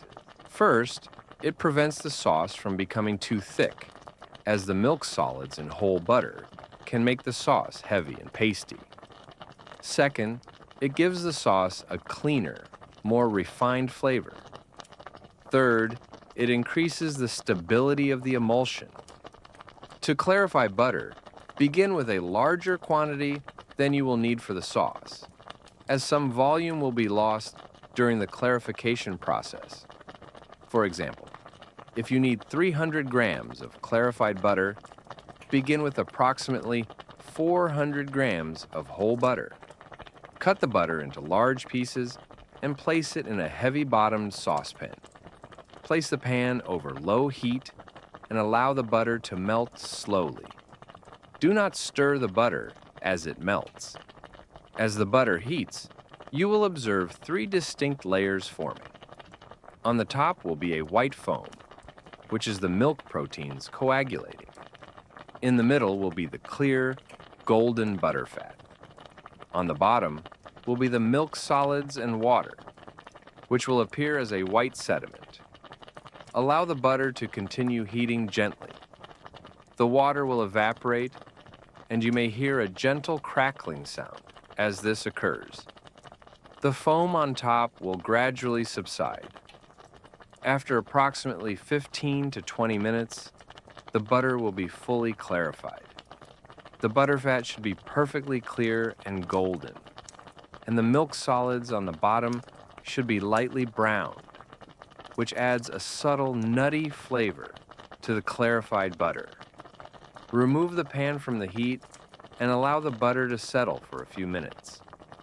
Carefully pour off the clear butterfat into a clean container, leaving the milk solids behind in the pan. Alternatively, you can strain the butter through several layers of cheesecloth to separate the butterfat from the solids. The clarified butter should be kept warm, approximately 40 to 50 degrees Celsius, for making the hollandaise. If it is too hot, it will scramble the egg yolks. If it is too cold, it will solidify and will not incorporate properly into the sauce. The basic hollandaise method. To make hollandaise, begin with egg yolks. You will need approximately 3 yolks for every 250 grams of clarified butter. The yolks should be very fresh, from high-quality eggs. Place the yolks in a stainless steel or glass bowl. Add a small amount of cold water, approximately 1 tablespoon per 3 yolks. The water helps to thin the yolks slightly and provides a small amount of additional liquid for the emulsion. Add a small pinch of salt and a few drops of lemon juice or white wine vinegar. Whisk the yolks vigorously until they are light and frothy. The yolks should increase slightly in volume and should become pale yellow. Place the bowl over a pot of barely simmering water to create a bain-marie or water bath. The water in the pot should not be boiling. It should barely simmer, with only an occasional bubble rising to the surface. The bottom of the bowl should not touch the water. The gentle, indirect heat of the bain-marie will warm the yolks gradually, allowing them to thicken without scrambling. Continue whisking the yolks constantly as they warm. The whisking action serves two purposes. It incorporates air into the yolks, which helps to create a light texture, and it ensures that the heat is distributed evenly throughout the yolks, preventing hot spots that could cause scrambling. As the yolks warm, they will begin to thicken. You will notice that the whisk leaves trails in the yolk mixture, and the mixture will begin to coat the bottom of the bowl lightly. This stage is called the ribbon stage, and it typically takes 3 to 5 minutes to reach. The yolks should be warm to the touch, but not hot, approximately 40 to 50 degrees Celsius. They should have increased in volume and should be thick enough that when you lift the whisk, the mixture falls back into the bowl in a ribbon that holds its shape briefly before dissolving back into the mass. Once the yolks have reached the ribbon stage, remove the bowl from the heat. Now begins the process of incorporating the clarified butter. The butter must be added very gradually, in a thin, steady stream, while whisking constantly. If the butter is added too quickly, the emulsion will break, resulting in a thin, separated sauce. Begin by adding just a few drops of butter, whisking vigorously. These first drops are crucial as they establish the emulsion. Once the first drops are incorporated, you can begin to add the butter in a slightly faster stream, but still very thin and steady. Continue whisking constantly, ensuring that each addition of butter is fully incorporated before adding more. As you add the butter, the sauce will begin to thicken and emulsify. The yolks will turn from pale yellow to a richer, creamier color. The sauce will become opaque and will develop a smooth, velvety texture. Continue adding butter and whisking until all the butter has been incorporated. The finished hollandaise should be thick enough to coat the back of a spoon, but still fluid and pourable, not stiff or pasty. If at any point during the process the sauce seems to be getting too thick, you can thin it slightly by whisking in a small amount of warm water or lemon juice, just a few drops at a time. If the sauce breaks, meaning the emulsion separates, and the sauce becomes thin and oily, it can sometimes be rescued by starting with a fresh egg yolk in a clean bowl, whisking it slightly, and then very slowly whisking in the broken sauce as if it were the butter, re-establishing the emulsion, seasoning and finishing hollandaise. Once all the butter has been incorporated, the hollandaise must be seasoned. Taste the sauce and add more salt if needed.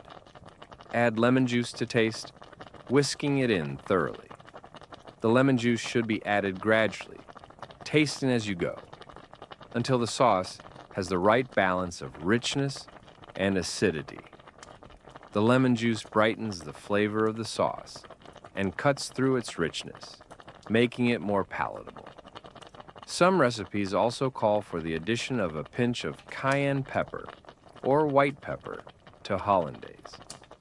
This should be added very sparingly, just enough to add a subtle warmth without making the sauce overtly spicy. The finished hollandaise should be smooth, creamy, and perfectly balanced, with a rich butter flavor tempered by the acidity of the lemon juice. Hollandaise is best served immediately after it is made. Unlike the flour-thickened mother sauces, hollandaise cannot be held for long periods or reheated successfully. If the sauce must be held for a short time before serving, it should be kept warm in a bain-marie at a temperature no higher than 60 degrees Celsius. Any hotter, and the egg yolks will continue to cook and the sauce will become too thick or may even curdle. The blender method. In modern kitchens, hollandaise is often made in a blender, which simplifies the process and produces consistent results. To make blender hollandaise, place 3 egg yolks in the blender jar along with 1 tablespoon of lemon juice and a pinch of salt. Pulse the blender a few times to combine the ingredients. Heat the clarified butter until it is quite hot, approximately 80 degrees Celsius. With the blender running on high speed, pour the hot butter in a thin, steady stream through the opening in the blender lid.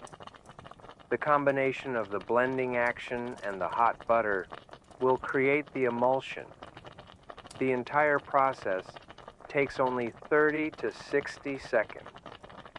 The resulting hollandaise will be slightly thicker and more stable than traditionally made hollandaise, as the vigorous blending action creates a tighter emulsion.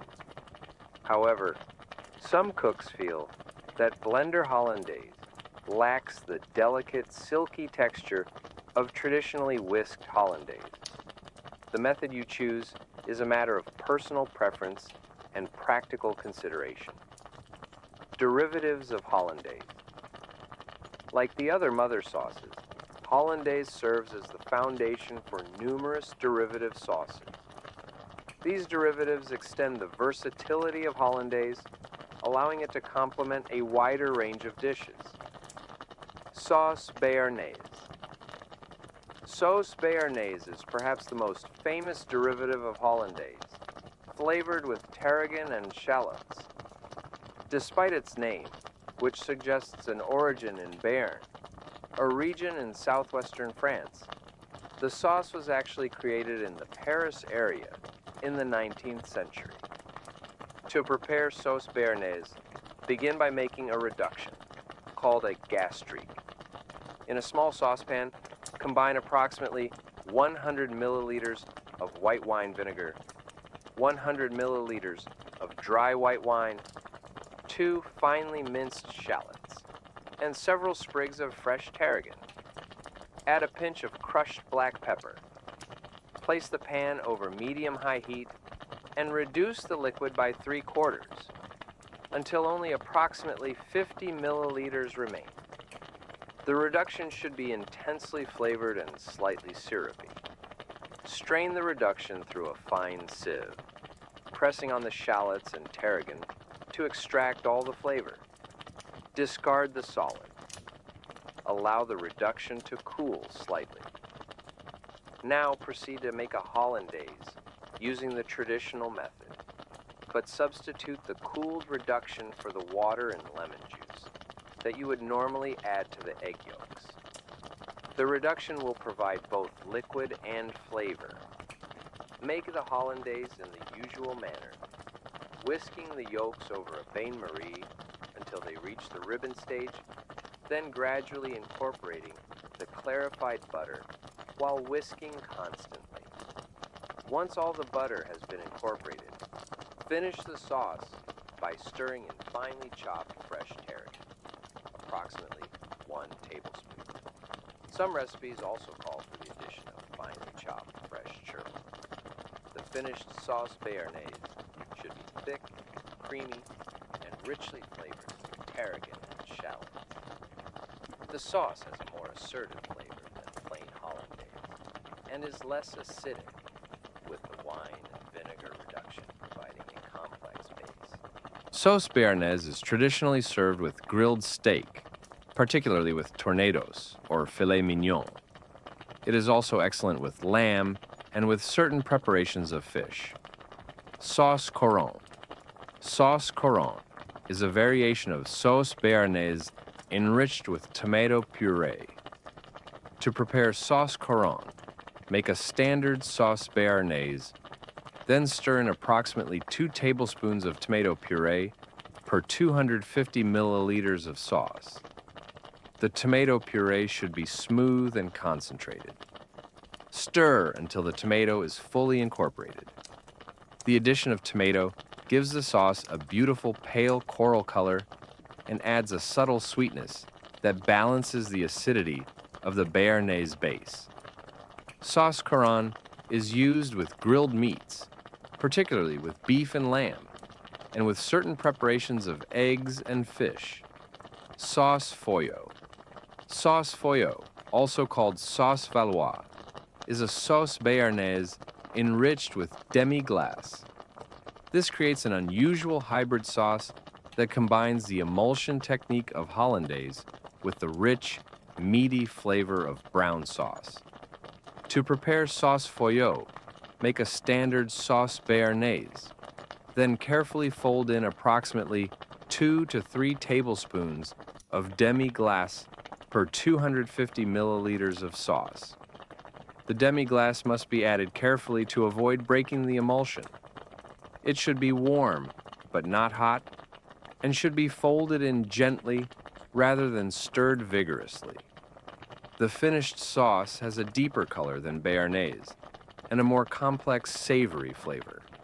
Sauce Foyot is used primarily with grilled beef. Sauce mousseline sauce.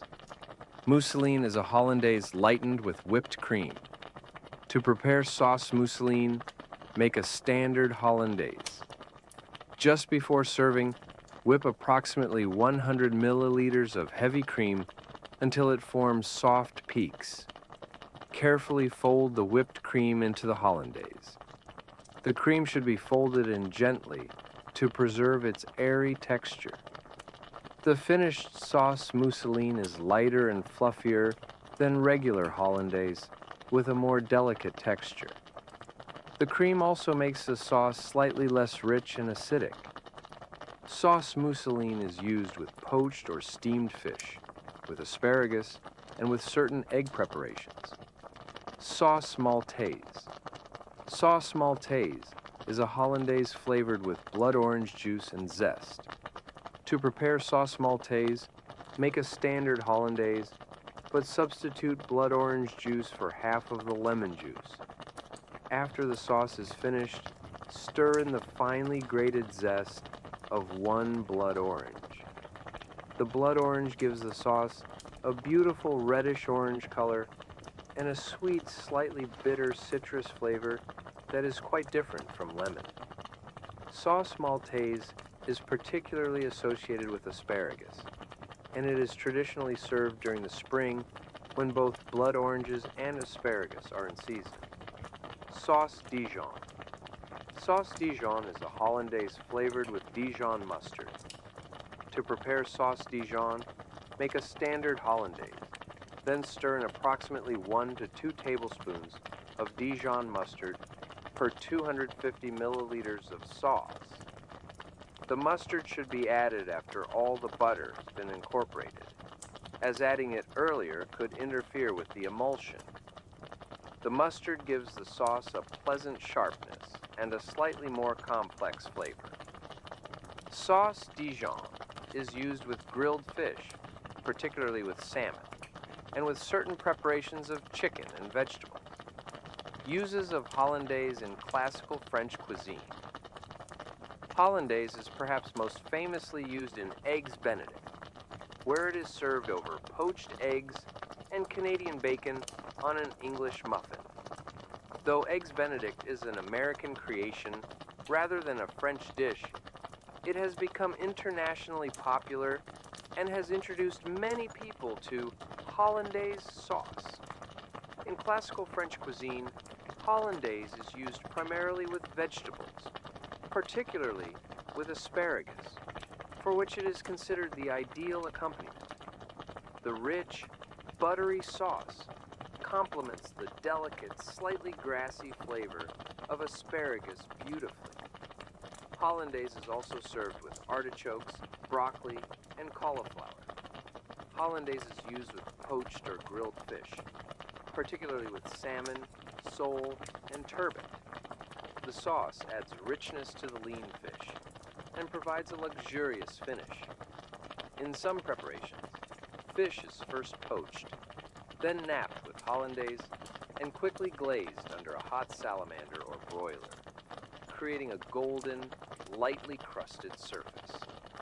The The mastery of hollandaise represents a different set of skills than the mastery of the flour-thickened sauces, where bechamel, velouté, and espagnole require patience and careful attention during long cooking processes.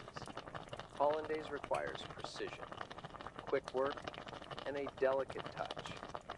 The emulsion is fragile and can break easily if the temperature is too high, if the butter is added too quickly, or if the whisking is not constant and vigorous.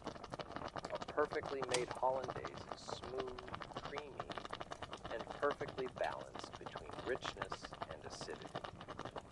It should be thick enough to coat food generously, but still fluid and light, not heavy or pasty. The sauce should taste primarily of butter, with the egg yolks providing body and richness, and the lemon juice providing brightness and balance. Tomate, the fifth mother sauce. We come now to the fifth and final mother sauce, sauce tomate. This tomato-based sauce is perhaps the simplest of the 5 mother sauces in concept, though like the others, it requires care and attention to produce excellent results. Sauce tomate, as codified by Escoffier, is quite different from the tomato sauces of Italian cuisine, being more refined, more subtle, and more complex in its construction. The tomato is a relatively recent addition to European cuisine, having been introduced from the Americas during the 16th century. Initially, tomatoes were viewed with suspicion in Europe, and they were not widely used in cooking until the 18th century. By the 19th century, however, tomatoes had become firmly established in French cuisine, and tomato sauce had become an essential component of the culinary repertoire. The inclusion of sauce tomate as one of the 5 mother sauces represents the codification of tomato's importance in French cooking. While tomato is also used in Espanol and in some derivatives of velouté, sauce tomate as a mother sauce stands on its own, serving as the foundation for numerous derivative sauces used primarily with pasta, eggs, vegetables, and certain preparations of meat and fish. Preparing sauce tomate. To prepare classical sauce tomate, according to Escoffier's method, you will need tomatoes, pork fat or salt pork, mirepoix vegetables, flour, and stock. The method is more complex than simply cooking down tomatoes, involving the preparation of a roux and the use of stock to create a more refined and complex sauce. Begin with approximately 2 kilograms of fresh, ripe tomatoes. The tomatoes should be red, flavorful, and at peak ripeness. Plum tomatoes, such as Roma tomatoes, are preferred for sauce making as they have more flesh and less seed and water than other varieties. Core the tomatoes and cut them into quarters. There is no need to peel or seed them at this stage. In a large, heavy-bottomed pot, render approximately 100 grams of salt pork or pork fat, cut into small dice.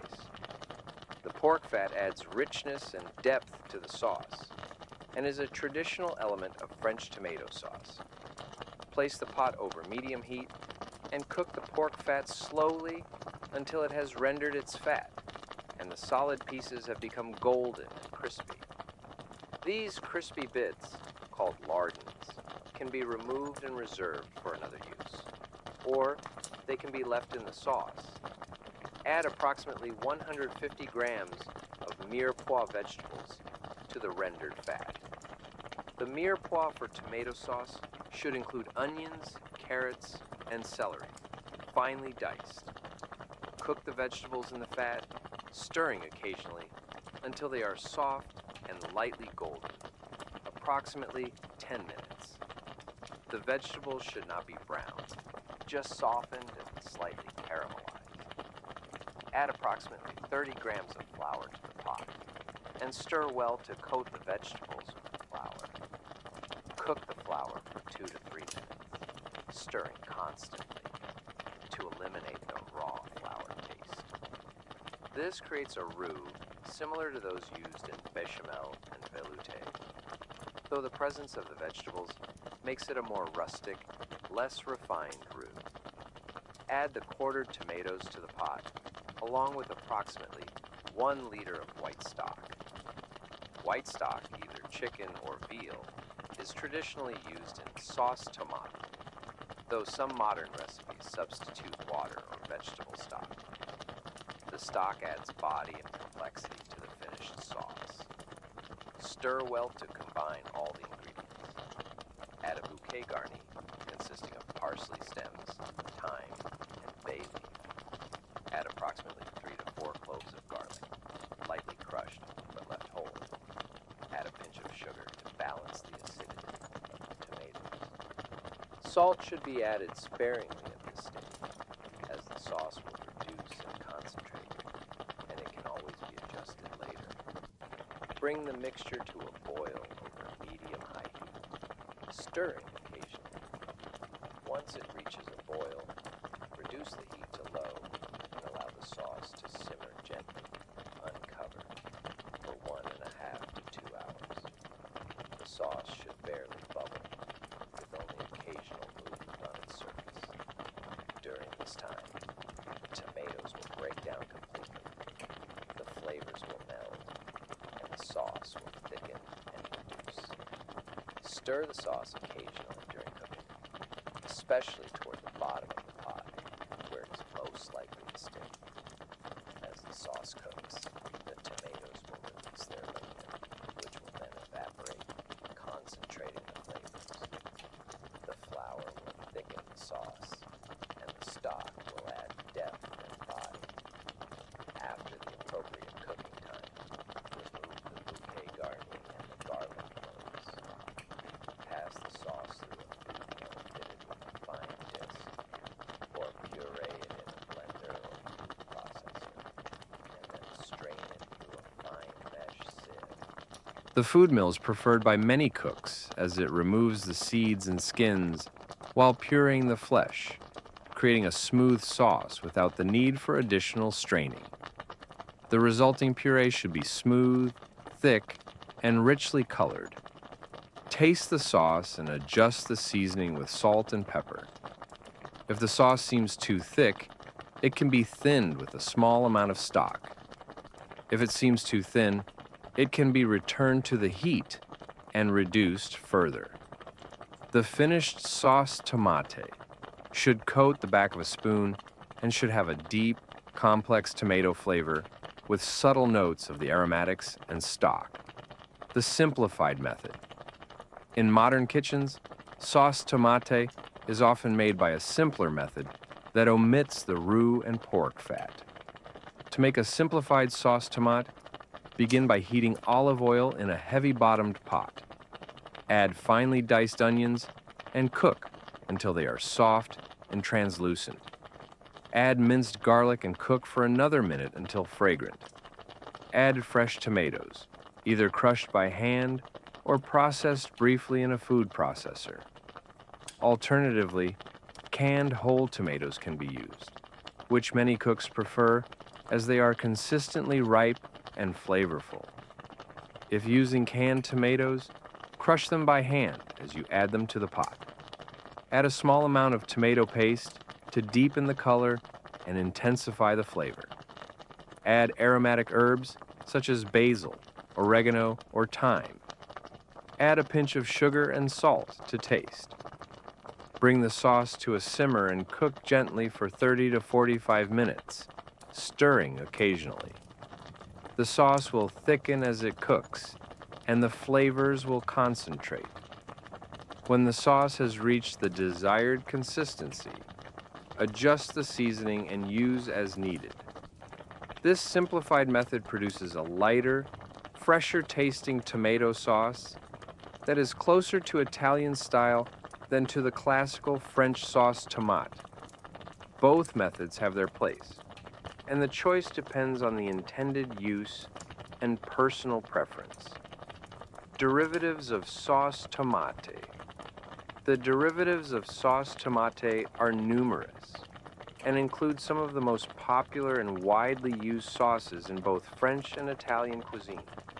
These derivatives typically involve the addition of specific ingredients to the base tomato sauce. Sauce. Portuguese. Sauce. Portuguese is a tomato sauce enriched with tomato concasse, onions, and garlic. To prepare sauce portugaise, begin with a base sauce tomate. In a separate pan, cook finely diced onions in olive oil until they are very soft and lightly golden. Add minced garlic and cook for another minute. Add tomato concasse, which is fresh tomatoes that have been peeled, seeded, and diced, and cook for a few minutes until the tomatoes have softened slightly. Add this mixture to the base sauce tomate and stir well to combine. Simmer gently for 10 to 15 minutes to allow the flavors to meld. Finish with chopped fresh parsley. The finished sauce. Portuguese has a chunkier texture than the smooth base sauce and a more pronounced garlic flavor. Sauce Portuguese is used with grilled meats, particularly with beef and lamb, and with certain egg and rice preparations. Despite its name, the sauce is French rather than Portuguese in origin, though it may have been inspired by Portuguese cooking. Sauce Provençale. Sauce Provençale is a tomato sauce flavored with garlic, herbs, and olive oil, inspired by the cooking of Provence. To prepare sauce Provençale, heat olive oil in a pan and add minced garlic. Cook the garlic briefly until fragrant but not browned. Add sauce tomate and bring to a simmer. Add chopped fresh basil, parsley, and sometimes thyme or oregano. Simmer for a few minutes to allow the flavors to combine. Some recipes for sauce Provençale also include the addition of black olives, capers, or anchovies, ingredients that are characteristic of Provençal cooking. The finished sauce should be aromatic, herbaceous, and redolent of garlic and olive oil. Sauce Provençale is used with grilled or roasted meats, with fish, and with vegetables. It is particularly well suited to Mediterranean-style preparations and to summer dishes when fresh herbs and tomatoes are at their peak. Sauce Creole. Sauce Creole is a spicy tomato sauce flavored with bell peppers, onions, and hot peppers. To prepare sauce Creole, cook diced onions and bell peppers in oil until they are very soft. Add minced garlic and diced hot peppers, such as jalapenos or serranos, according to taste. Cook for another minute, then add sauce tomate. Simmer the sauce for 15 to 20 minutes, stirring occasionally. The peppers should be very soft and the flavor should be well integrated. Some recipes also call for the addition of diced ham or andouille sausage, making the sauce more of a complete dish than a simple condiment. Sauce Creole is used with rice, with eggs, with shellfish such as shrimp or crawfish, and with certain preparations of chicken. The sauce reflects the influence of Louisiana Creole, cooking on classical French cuisine. Sauce Bolognaise.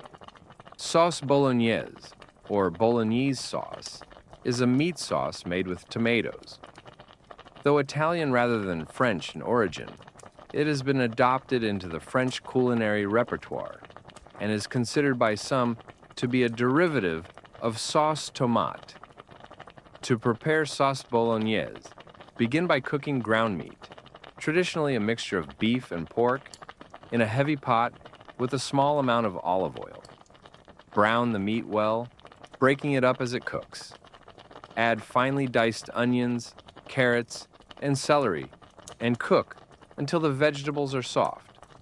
Add minced garlic and tomato paste, and cook for another minute. Add red wine, and allow it to reduce by half. Add sauce tomate or crushed tomatoes, along with a small amount of stock or milk. The milk is a traditional ingredient in authentic Bolognese sauce from Bologna. and it adds richness and mellows the acidity of the tomatoes. Simmer the sauce very gently for 2 to 3 hours, stirring occasionally. The long cooking time allows the flavors to develop and meld, and gives the sauce its characteristic rich, complex taste. The finished sauce should be thick, with the meat thoroughly incorporated into the tomato base. Sauce bolognese is used primarily with pasta, particularly with flat noodles, such as tagliatelle or pappardelle. It is also used in lasagna and in other baked pasta dishes. Sauce marinara. Sauce marinara is a simple, quick-cooking tomato sauce, flavored with garlic and herbs. Though Italian in origin, marinara has become widely used in French-influenced cooking. To prepare sauce marinara, heat olive oil in a pan and add minced or sliced garlic. Cook the garlic briefly until fragrant but not browned, as burnt garlic will make the sauce bitter. Add crushed tomatoes or tomato puree and bring to a simmer. Add dried oregano, basil, or Italian herbs. Season with salt and pepper. Simmer the sauce for 15 to 20 minutes until it has thickened slightly and the flavors have come together. The sauce is intentionally left quite simple, with the bright, fresh tomato flavor at the forefront. Sauce marinara is used with pasta as a base for pizza and as a sauce for seafood, particularly for mussels and clams. The name marinara comes from marinaro, meaning sailor, and suggests that this sauce was popular among seafaring people for its simplicity and the good-keeping qualities of its ingredients. Uses of sauce tomate in classical French cuisine. Sauce tomate is used in numerous classical preparations beyond its derivative sauces. It is a component of many braised dishes, providing acidity and color to long-cooked meats and vegetables. Dishes such as veal marengo, chicken chasseur, and ratatouille all rely on tomato sauce as an essential element. Sauce tomate is used with pasta, particularly in dishes that combine French and Italian influences. It is used with eggs, as in the dish œufs à la tomate, where eggs are baked in a bed of tomato sauce. It is used with rice, as in pilaf dishes, where the rice is cooked in tomato sauce rather than plain stock. It is used with vegetables, particularly with stuffed vegetables such as tomatoes, peppers, and zucchini, where the sauce provides both moisture and flavor during cooking. In contemporary cooking, tomato sauce has become one of the most universal and adaptable sauces, used across many cuisines and cultures. The French classical version, with its refinement and complexity, represents one approach to tomato sauce, while simpler, more rustic versions represent another. Both have their place and their value. The mastery of sauce tomate, while perhaps less technically demanding than the mastery of Hollandaise or Espagnole, nonetheless requires an understanding of how tomatoes behave when cooked, how to balance their acidity and sweetness, and how to build layers of flavor through the careful addition of aromatics, herbs, and other ingredients. The legacy of the mother sauces. We have now completed our journey through the 5 mother sauces of classical French cuisine: béchamel, velouté, espagnole, hollandaise, and tomate. These 5 sauces, codified by Auguste Escoffier in the early 20th century, represent the foundation of classical French sauce work. From these 5 bases flow hundreds of derivative sauces, each created by adding specific ingredients to modify the flavor, texture, or appearance of the mother sauce. The system of mother sauces represents a logical, efficient approach to kitchen organization. Rather than preparing each sauce from scratch for each dish, The classical French kitchen prepared large quantities of the mother sauces in advance. These sauces were then held and transformed as needed into specific derivative sauces to accompany particular dishes.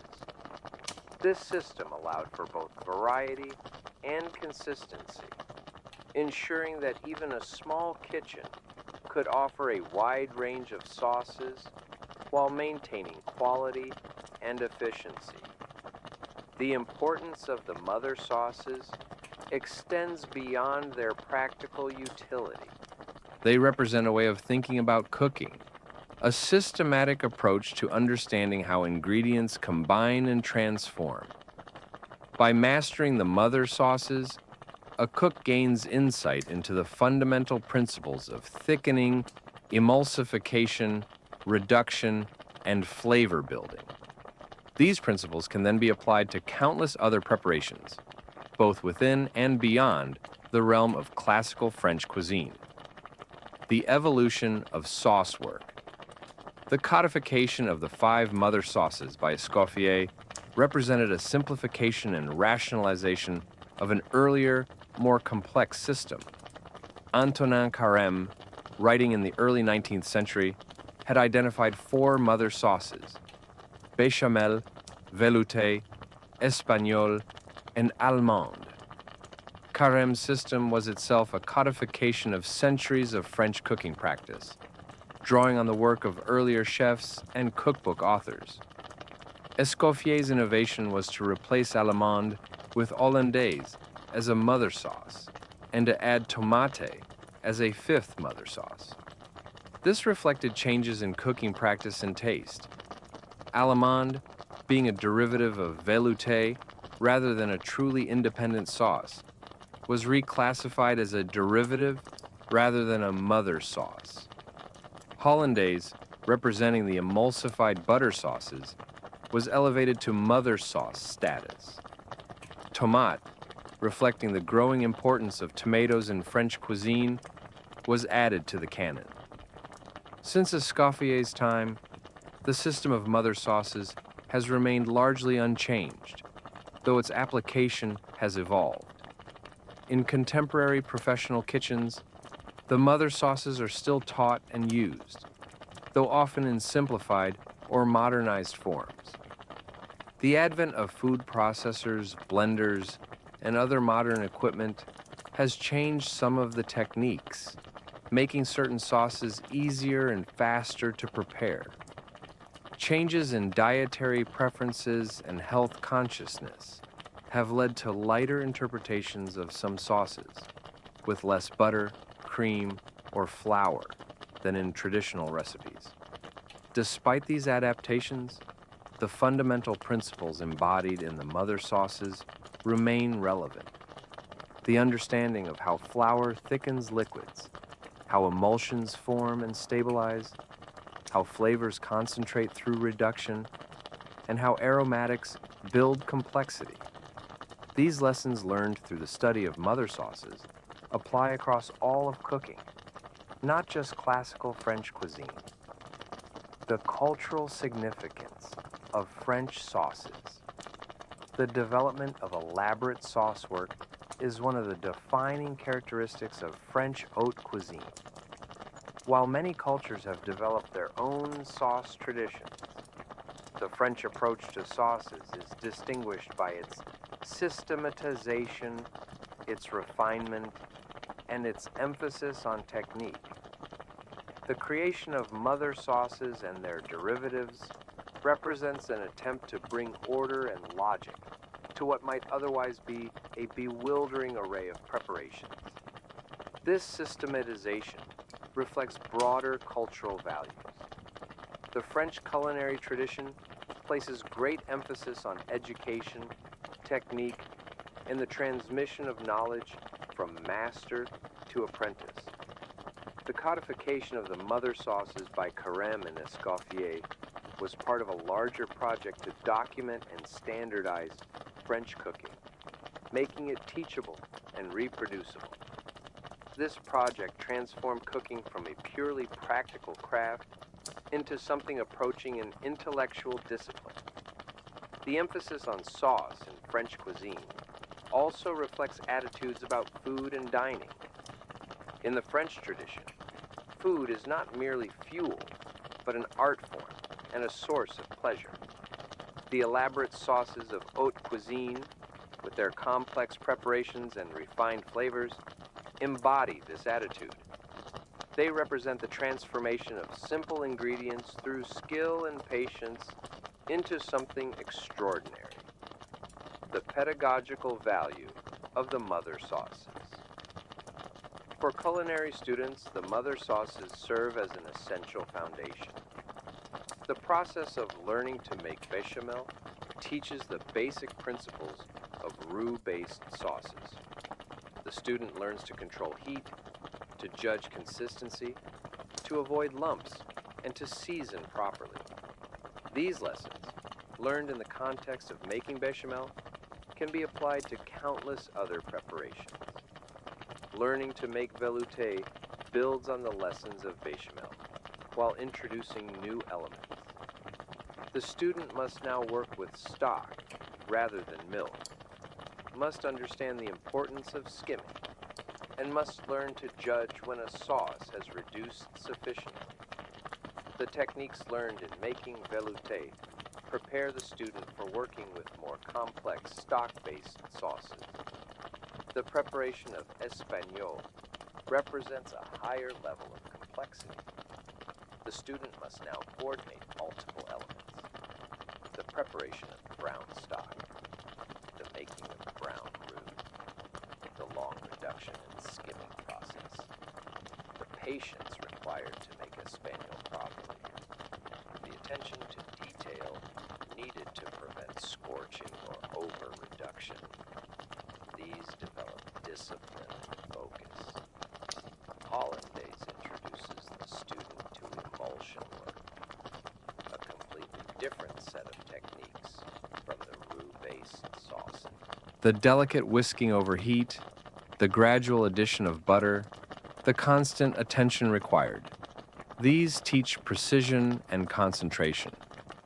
The fragility of hollandaise, its tendency to break if not handled properly, teaches the importance of technique and the consequences of carelessness. Sauce tomate, while perhaps the simplest of the mother sauces in some respects, teaches the student about balancing acidity and sweetness, about cooking tomatoes to concentrate their flavor without making them bitter, and about building complexity through the layering of aromatics. Together, the 5 mother sauces provide a comprehensive education in sauce technique. A student who has mastered these 5 preparations has acquired the fundamental skills needed to prepare virtually any sauce in the classical repertoire. The mother sauces in contemporary cooking. In contemporary professional kitchens, the role of mother sauces has evolved. Few modern restaurants prepare large quantities of mother sauces to be held and transformed into derivatives during service. This classical approach, which was standard in the brigade kitchens of grand hotels and restaurants in Escoffier's time, is less practical in the smaller, more focused kitchens of contemporary restaurants. However, the principles embodied in the mother sauces remain highly relevant. Many contemporary sauces are, in essence, derivatives of the mother sauces, even if they are not explicitly identified as such. A pan sauce made by deglazing with wine and enriching with butter is, fundamentally, a simplified derivative of espagnole, or demi-glace. A cream sauce flavored with herbs and mounted with butter is, in essence, a derivative of bechamel or velouté. Contemporary chefs often work with simplified versions of the mother sauces, preparing them in smaller quantities and in lighter forms than the classical versions. Bechamel might be made with less butter and less flour, producing a thinner, lighter sauce. Velouté might be finished with just a small amount of cream rather than the heavy enrichment of classical sauce supreme. These adaptations reflect changing tastes and dietary concerns while still respecting the underlying principles. The mother sauces also continue to be important in culinary education. Culinary schools around the world still teach the 5 mother sauces as foundational elements of their curricula. Students may not go on to work in kitchens that prepare these sauces in their classical forms, but the technical skills and understanding they gain from learning the mother sauces serve them throughout their careers. The technique of sauce. Making beyond the specific recipes for the 5 mother sauces and their derivatives, there are general principles of sauce making that apply across all of sauce work. Understanding these principles allows a cook to not only reproduce classical sauces, but to create new sauces and to adapt existing recipes to different circumstances. Thickening agents. Sauces can be thickened by various means, each producing different results. Flour, in the form of roux, is the thickening agent for béchamel, velouté, and espagnole. Flour thickens by gelatinizing the starch molecules it contains when heated in liquid. This creates a smooth, stable sauce that holds up well to reheating and extended holding. Other starches can be used for thickening, including cornstarch, arrowroot, and potato starch. Each has different properties. Cornstarch produces a glossier, more translucent sauce than flour, but can become thin if overcooked or if acidic ingredients are added. Arrowroot gives a very clear, delicate sauce, but breaks down quickly with prolonged heat. Potato starch is similar to arrowroot in its properties. Eggs, as in hollandaise, and in sauces finished with egg yolk liaisons, thicken by coagulation of their proteins when heated. Egg-thickened sauces have a rich, smooth texture, but must be handled carefully to prevent curdling. Reduction thickens sauces by evaporating water, concentrating the remaining elements. Demi-glace achieves its syrupy consistency primarily through reduction, though it also contains flour from the espagnole base. Pure reduction sauces, made without any starch, have become increasingly popular in contemporary cooking.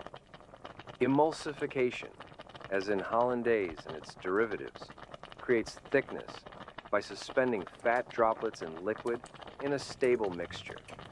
The egg yolks in hollandaise act as emulsifiers, allowing the butter to be incorporated into a thick, creamy sauce. Purees of vegetables or other ingredients can also thicken sauces. Modern vegetable-based sauces often rely on pureed vegetables for their body rather than on added starches or fats. Flavor building. The flavor of a sauce is built through the careful combination and balance of multiple elements. In the mother sauces, this flavor building begins with the foundation: milk for béchamel, stock for velouté and espagnole, butter for hollandaise, tomatoes for sauce tomate. The quality of these foundation ingredients directly determines the quality of the finished sauce. Aromatics, onions, garlic, shallots, herbs are added to build complexity. These are typically cooked gently to release their flavors without browning, unless a browned flavor is specifically desired. The aromatics infuse the sauce with their flavors during the cooking process. Acid, in the form of wine, vinegar, lemon juice, or tomatoes, provides brightness and balance, cutting through the richness of butter, cream, or meat flavors. The amount and type of acid used significantly affects the character of the sauce. Salt is essential for bringing out and balancing all the other flavors in a sauce. A sauce that is undersalted will taste flat and one-dimensional, while a properly salted sauce will have depth and complexity. Salt should be added gradually and tasted frequently. Pepper, whether black or white, adds subtle heat and complexity. Other spices and seasonings can be used more specifically, depending on the sauce. The order in which ingredients are added and the way they are cooked affects the development of flavor. Sweating aromatics before adding liquid allows their flavors to develop and mellow. Reducing wine before adding stock concentrates the wine's flavor and removes its raw alcohol taste. These details of technique, while they may seem minor, accumulate to create the difference between an adequate sauce and an exceptional one. Consistency and texture. The consistency of a sauce is as important as its flavor. A sauce that is too thin will run off the food rather than coating it. A sauce that is too thick will be cloying and heavy. The proper consistency allows the sauce to coat food evenly, enhancing it without overwhelming it. Consistency is adjusted through reduction, which thickens a sauce by evaporating water, or through the addition of liquid, which thins it. The addition of butter or cream can also affect consistency, generally making a sauce slightly thicker and richer. Texture refers to the mouthfeel of the sauce, how it feels on the tongue. A well-made sauce should be smooth and homogeneous, with no graininess or lumpiness. Straining sauces through fine sieves or cheesecloth ensures smoothness. The texture should be appropriate to the sauce, velvety for velouté, creamy for béchamel, glossy for demi-glace. The temperature at which a sauce is served also affects its consistency and texture. Some sauces, like hollandaise, must be served warm but not hot. Others, like Espagnole derivatives, can be quite hot. The sauce should be at the appropriate temperature for the food it accompanies. Finishing and mounting. Many classical sauces are finished just before serving with additions that enhance their flavor, texture, or appearance. The most common finishing technique is monter au beurre, mounting with butter. Cold butter is whisked into the warm sauce just before serving, creating a glossy, rich finish and adding a subtle butter flavor. Cream is another common finishing ingredient, adding richness and smoothing out flavors. Fresh herbs, added at the last moment, provide color and fresh flavor. Lemon juice or other acids can be added to brighten the flavor. These finishing touches must be done at the last moment before serving, as many of them do not hold well. Butter mounted into the sauce will separate if the sauce is kept hot for too long. Fresh herbs will discolor. The timing of these finishing touches is part of the skill of sauce work. The equipment of sauce. Making. The preparation of classical sauces requires certain equipment. While elaborate or expensive tools are not necessary, having the right basic equipment makes the process much easier and more reliable. Pots and pans. Heavy-bottomed pots and pans are essential for sauce making. The thick bottom distributes heat evenly, preventing hot spots that can cause scorching. Stainless steel or enameled cast iron are good choices. The pot should be appropriately sized for the quantity of sauce being made. Too large, and the sauce will reduce too quickly and may scorch. Too small, and it may boil over. A saucepan with a rounded bottom and sloping sides is ideal for making roux-based sauces, as it allows for easy whisking and stirring. A wider, shallower pan is better for reductions, as it provides more surface area for evaporation. Whisks and spoons. A good wire whisk is essential for making smooth sauces. The whisk should be sturdy, with flexible but firm wires. Different sizes of whisks are useful for different tasks. A larger whisk for incorporating large quantities of liquid into roux. A smaller whisk for finishing sauces or for making small quantities. Wooden spoons are traditional for stirring sauces during long cooking processes. Wood does not conduct heat, so the spoon remains comfortable to hold, even when stirring a hot sauce for extended periods.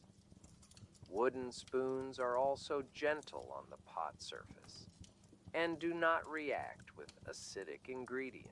Rubber or silicone spatulas are useful for scraping the sides and bottom of pots, ensuring that no sauce is wasted and that all parts of the sauce are evenly cooked.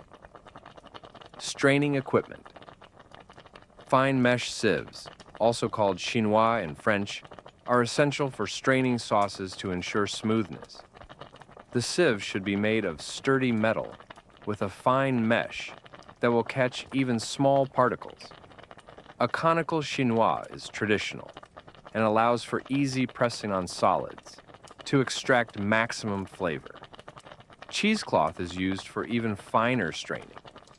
Several layers of cheesecloth can be placed in a sieve to create an extremely fine filter. Cheesecloth is particularly useful for clarifying stocks and for achieving the absolute smoothness required in refined classical sauces.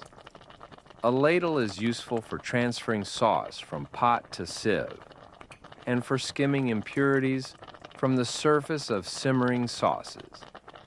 The ladle should be made of stainless steel and should have a comfortable handle. Measuring equipment. Accurate measuring is important in sauce making, particularly for the ratios of roux. Measuring cups and spoons should be sturdy and accurate. A kitchen scale is even more useful, as it allows for precise weighing of ingredients. Many professional recipes for sauces are given in weights rather than volumes, as weights are more consistent and reliable. A thermometer is useful for monitoring the temperature of sauces, particularly for emulsion sauces like hollandaise, which must be kept within a specific temperature range. An instant read digital thermometer is the most convenient and accurate option. The practice of sauce making.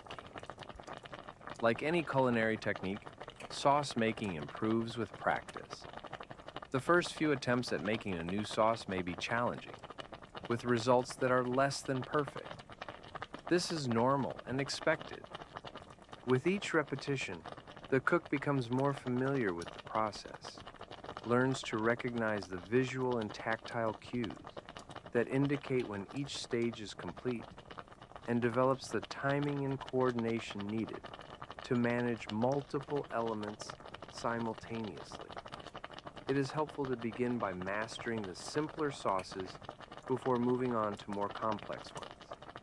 Start with bechamel, which requires only a few ingredients and straightforward technique. Once bechamel can be made confidently and consistently, move on to velouté, which requires the same basic technique but introduces the element of stock preparation and skimming. Then tackle espagnole, which requires coordinating multiple preparations and managing a long cooking process.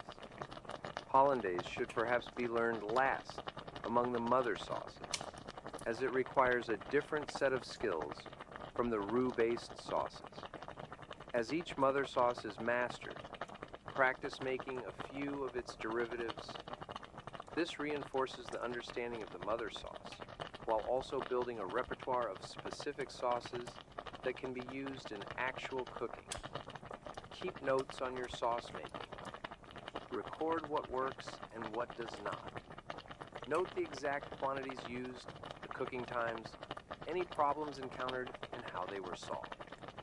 These notes become a personal resource, a record of your developing skill and understanding. Taste your sauces at each stage of preparation. This develops your palate and helps you understand how flavors develop and change during cooking. A sauce that tastes under-seasoned early in the process may be perfectly seasoned after reduction concentrates its flavors. Learning to anticipate these changes is part of developing expertise. Do not be discouraged by failures. A broken hollandaise, a lumpy bechamel, a scorched espagnole. These are all part of the learning process.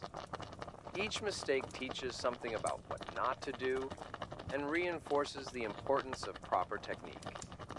Even experienced chefs occasionally have sauces fail. The difference is that with experience, you learn to prevent most failures and to rescue those that do occur. The mindset of the saucier. In the classical French kitchen brigade system, the saucier is one of the most important and respected positions. The saucier is responsible for all sauces, both mother sauces and derivatives, as well as for many braised and stewed dishes. This position requires not only technical skill, but also certain mental and emotional qualities. Patience is perhaps the most essential quality for sauce making. Many sauces require long, slow cooking. The temptation to rush, to increase the heat to speed up the process, must be resisted. Good sauces take time, and that time cannot be shortcut without sacrificing quality. Attention to detail is also crucial. A sauce must be stirred regularly, skimmed frequently, monitored constantly. A moment of inattention can result in a scorched sauce that must be discarded and started over. The saucier must be present, focused, engaged with the work. Precision in measuring, timing, and technique is necessary for consistent results. While experienced cooks may develop an intuitive feel for proportions and timing, this intuition is built on a foundation of precise practice. Patience extends also to the learning process. Mastery of sauce making does not come quickly. It requires many repetitions, many hours of practice, many mistakes and corrections. The student of sauce making must be willing to invest this time and effort. Organization is important in sauce work. Mise en place, the French term meaning everything in its place, refers to the practice of preparing and organizing all ingredients and equipment before beginning to cook. For sauce making, this means measuring out ingredients, preparing aromatics, having clean sieves and storage containers ready. This organization allows the cook to focus on the technique rather than scrambling to find needed items. Cleanliness is essential. Sauces that will be held and reheated must be handled in a sanitary manner to prevent spoilage. Pots and utensils must be clean. Work surfaces must be kept clear and clean. These habits of cleanliness are part of professional practice. Taste and judgment are developed through practice and attention. The ability to taste a sauce and know exactly what it needs, more salt, a touch of acid, a bit more reduction, comes from experience. The saucier must develop a calibrated palate, able to detect subtleties of flavor and balance. The poetry of sauce making.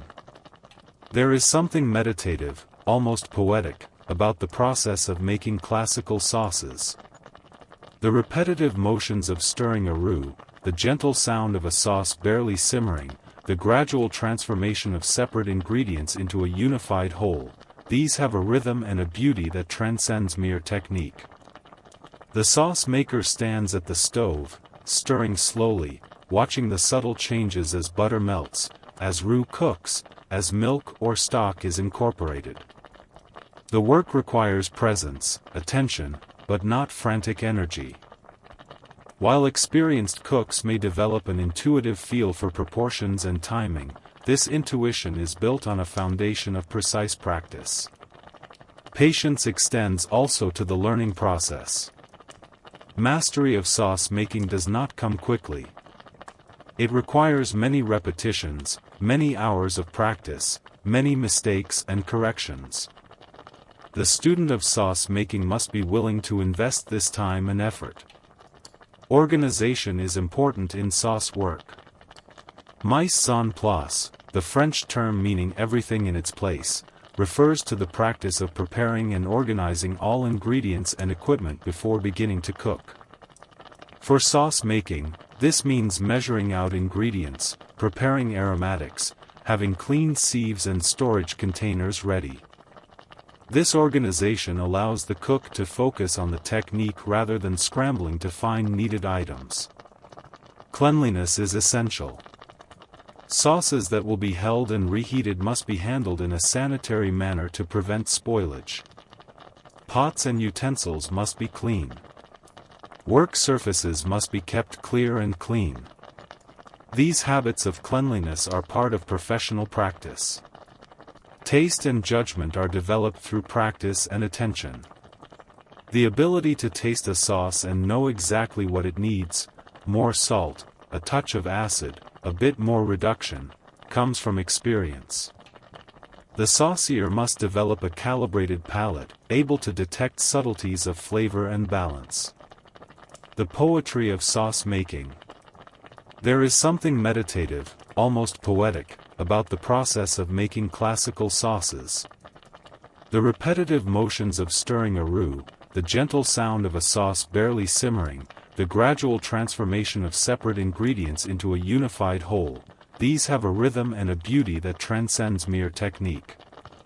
The sauce maker stands at the stove, stirring slowly, watching the subtle changes as butter melts, as roux cooks, as milk or stock is incorporated. The work requires presence, attention, but not frantic energy. The careful building of flavors, the attention to consistency and texture, the importance of balance, these lessons apply universally. In culinary education, the mother sauces continue to serve as foundational teaching tools. They provide a structured way to learn essential techniques. Even students who go on to work in restaurants that never prepare classical sauces benefit from the understanding and skills gained through this study. In home cooking, elements of classical sauce work have become increasingly common. Home cooks who might never attempt a traditional espagnole nonetheless use similar techniques when making pan sauces or gravies. The principles of deglazing, reducing, and mounting with butter have entered the common repertoire. The mother sauces represent a pinnacle of culinary refinement, the result of centuries of development and codification. While contemporary cooking may move in different directions, these classical preparations remain as reference points, as touchstones of technique and flavor. They are part of our culinary heritage, worthy of preservation and study. Reflections on mastery. What does it mean to master the mother sauces? Mastery is not simply the ability to execute the recipes correctly, though that is certainly part of it. True mastery involves a deeper understanding of principles, an ability to adapt and improvise, a feel for the materials and processes that goes beyond rote technique. A master saucier can taste a sauce and immediately identify what is out of balance and how to correct it. Can adjust a recipe on the fly to account for differences in ingredients or equipment. Can create new sauces by applying understood principles to new combinations of ingredients. Can teach others, explaining not just what to do but why. This level of mastery comes only with extensive practice and study. It requires making the same sauces many times, under different conditions, with different ingredients. It requires tasting critically, adjusting, evaluating results. It requires learning from mistakes and successes alike. But the journey toward mastery is itself rewarding. Each successfully made sauce, each new derivative learned, each problem solved, these are small victories that build confidence and skill. The process of learning, of gradually developing understanding and ability, is satisfying in itself. The study of classical sauce work connects us to a tradition larger than ourselves. We learn techniques that have been practiced for generations. We prepare sauces that have graced the tables of the great and the humble alike. We participate in a living tradition that continues to evolve while maintaining its essential character. A gentle closing. Our journey through the mother sauces of French cuisine comes to its quiet conclusion. We have explored béchamel with its milk and flour, velouté with its delicate stocks, espagnole with its deep complexity, hollandaise with its rich emulsion, and tomate with its bright acidity. We have considered their derivatives, their techniques, their history and culture. More than this, we have contemplated what it means to make these sauces, what these preparations teach us about patience and attention, about craft and art, about tradition and innovation. We have considered sauce making as practice, as meditation, as service, as gift. The mother sauces are more than recipes. They are a system of thought, a way of understanding how flavors are built and balanced. They are a link to history, to generations of cooks who have practiced these techniques. They are a foundation for both preservation and creativity. If you have read this far, through all these many words, you have undertaken your own journey. Perhaps you will go now to your kitchen and make one of these sauces, putting into practice what you have read. Perhaps you will return to techniques you already know, approaching them with renewed attention and appreciation. Perhaps you will return to techniques you already know, approaching them with renewed attention and appreciation. Perhaps you will simply carry these thoughts with you, considering them as you cook in your own way. However you engage with this knowledge, may it serve you well. May your sauces be smooth and perfectly seasoned. May your work in the kitchen bring you satisfaction and peace. May the food you prepare nourish not just bodies but spirits, bringing pleasure and connection to all who share your table. The work continues. The tradition continues. With each sauce made, the knowledge is kept alive and passed forward.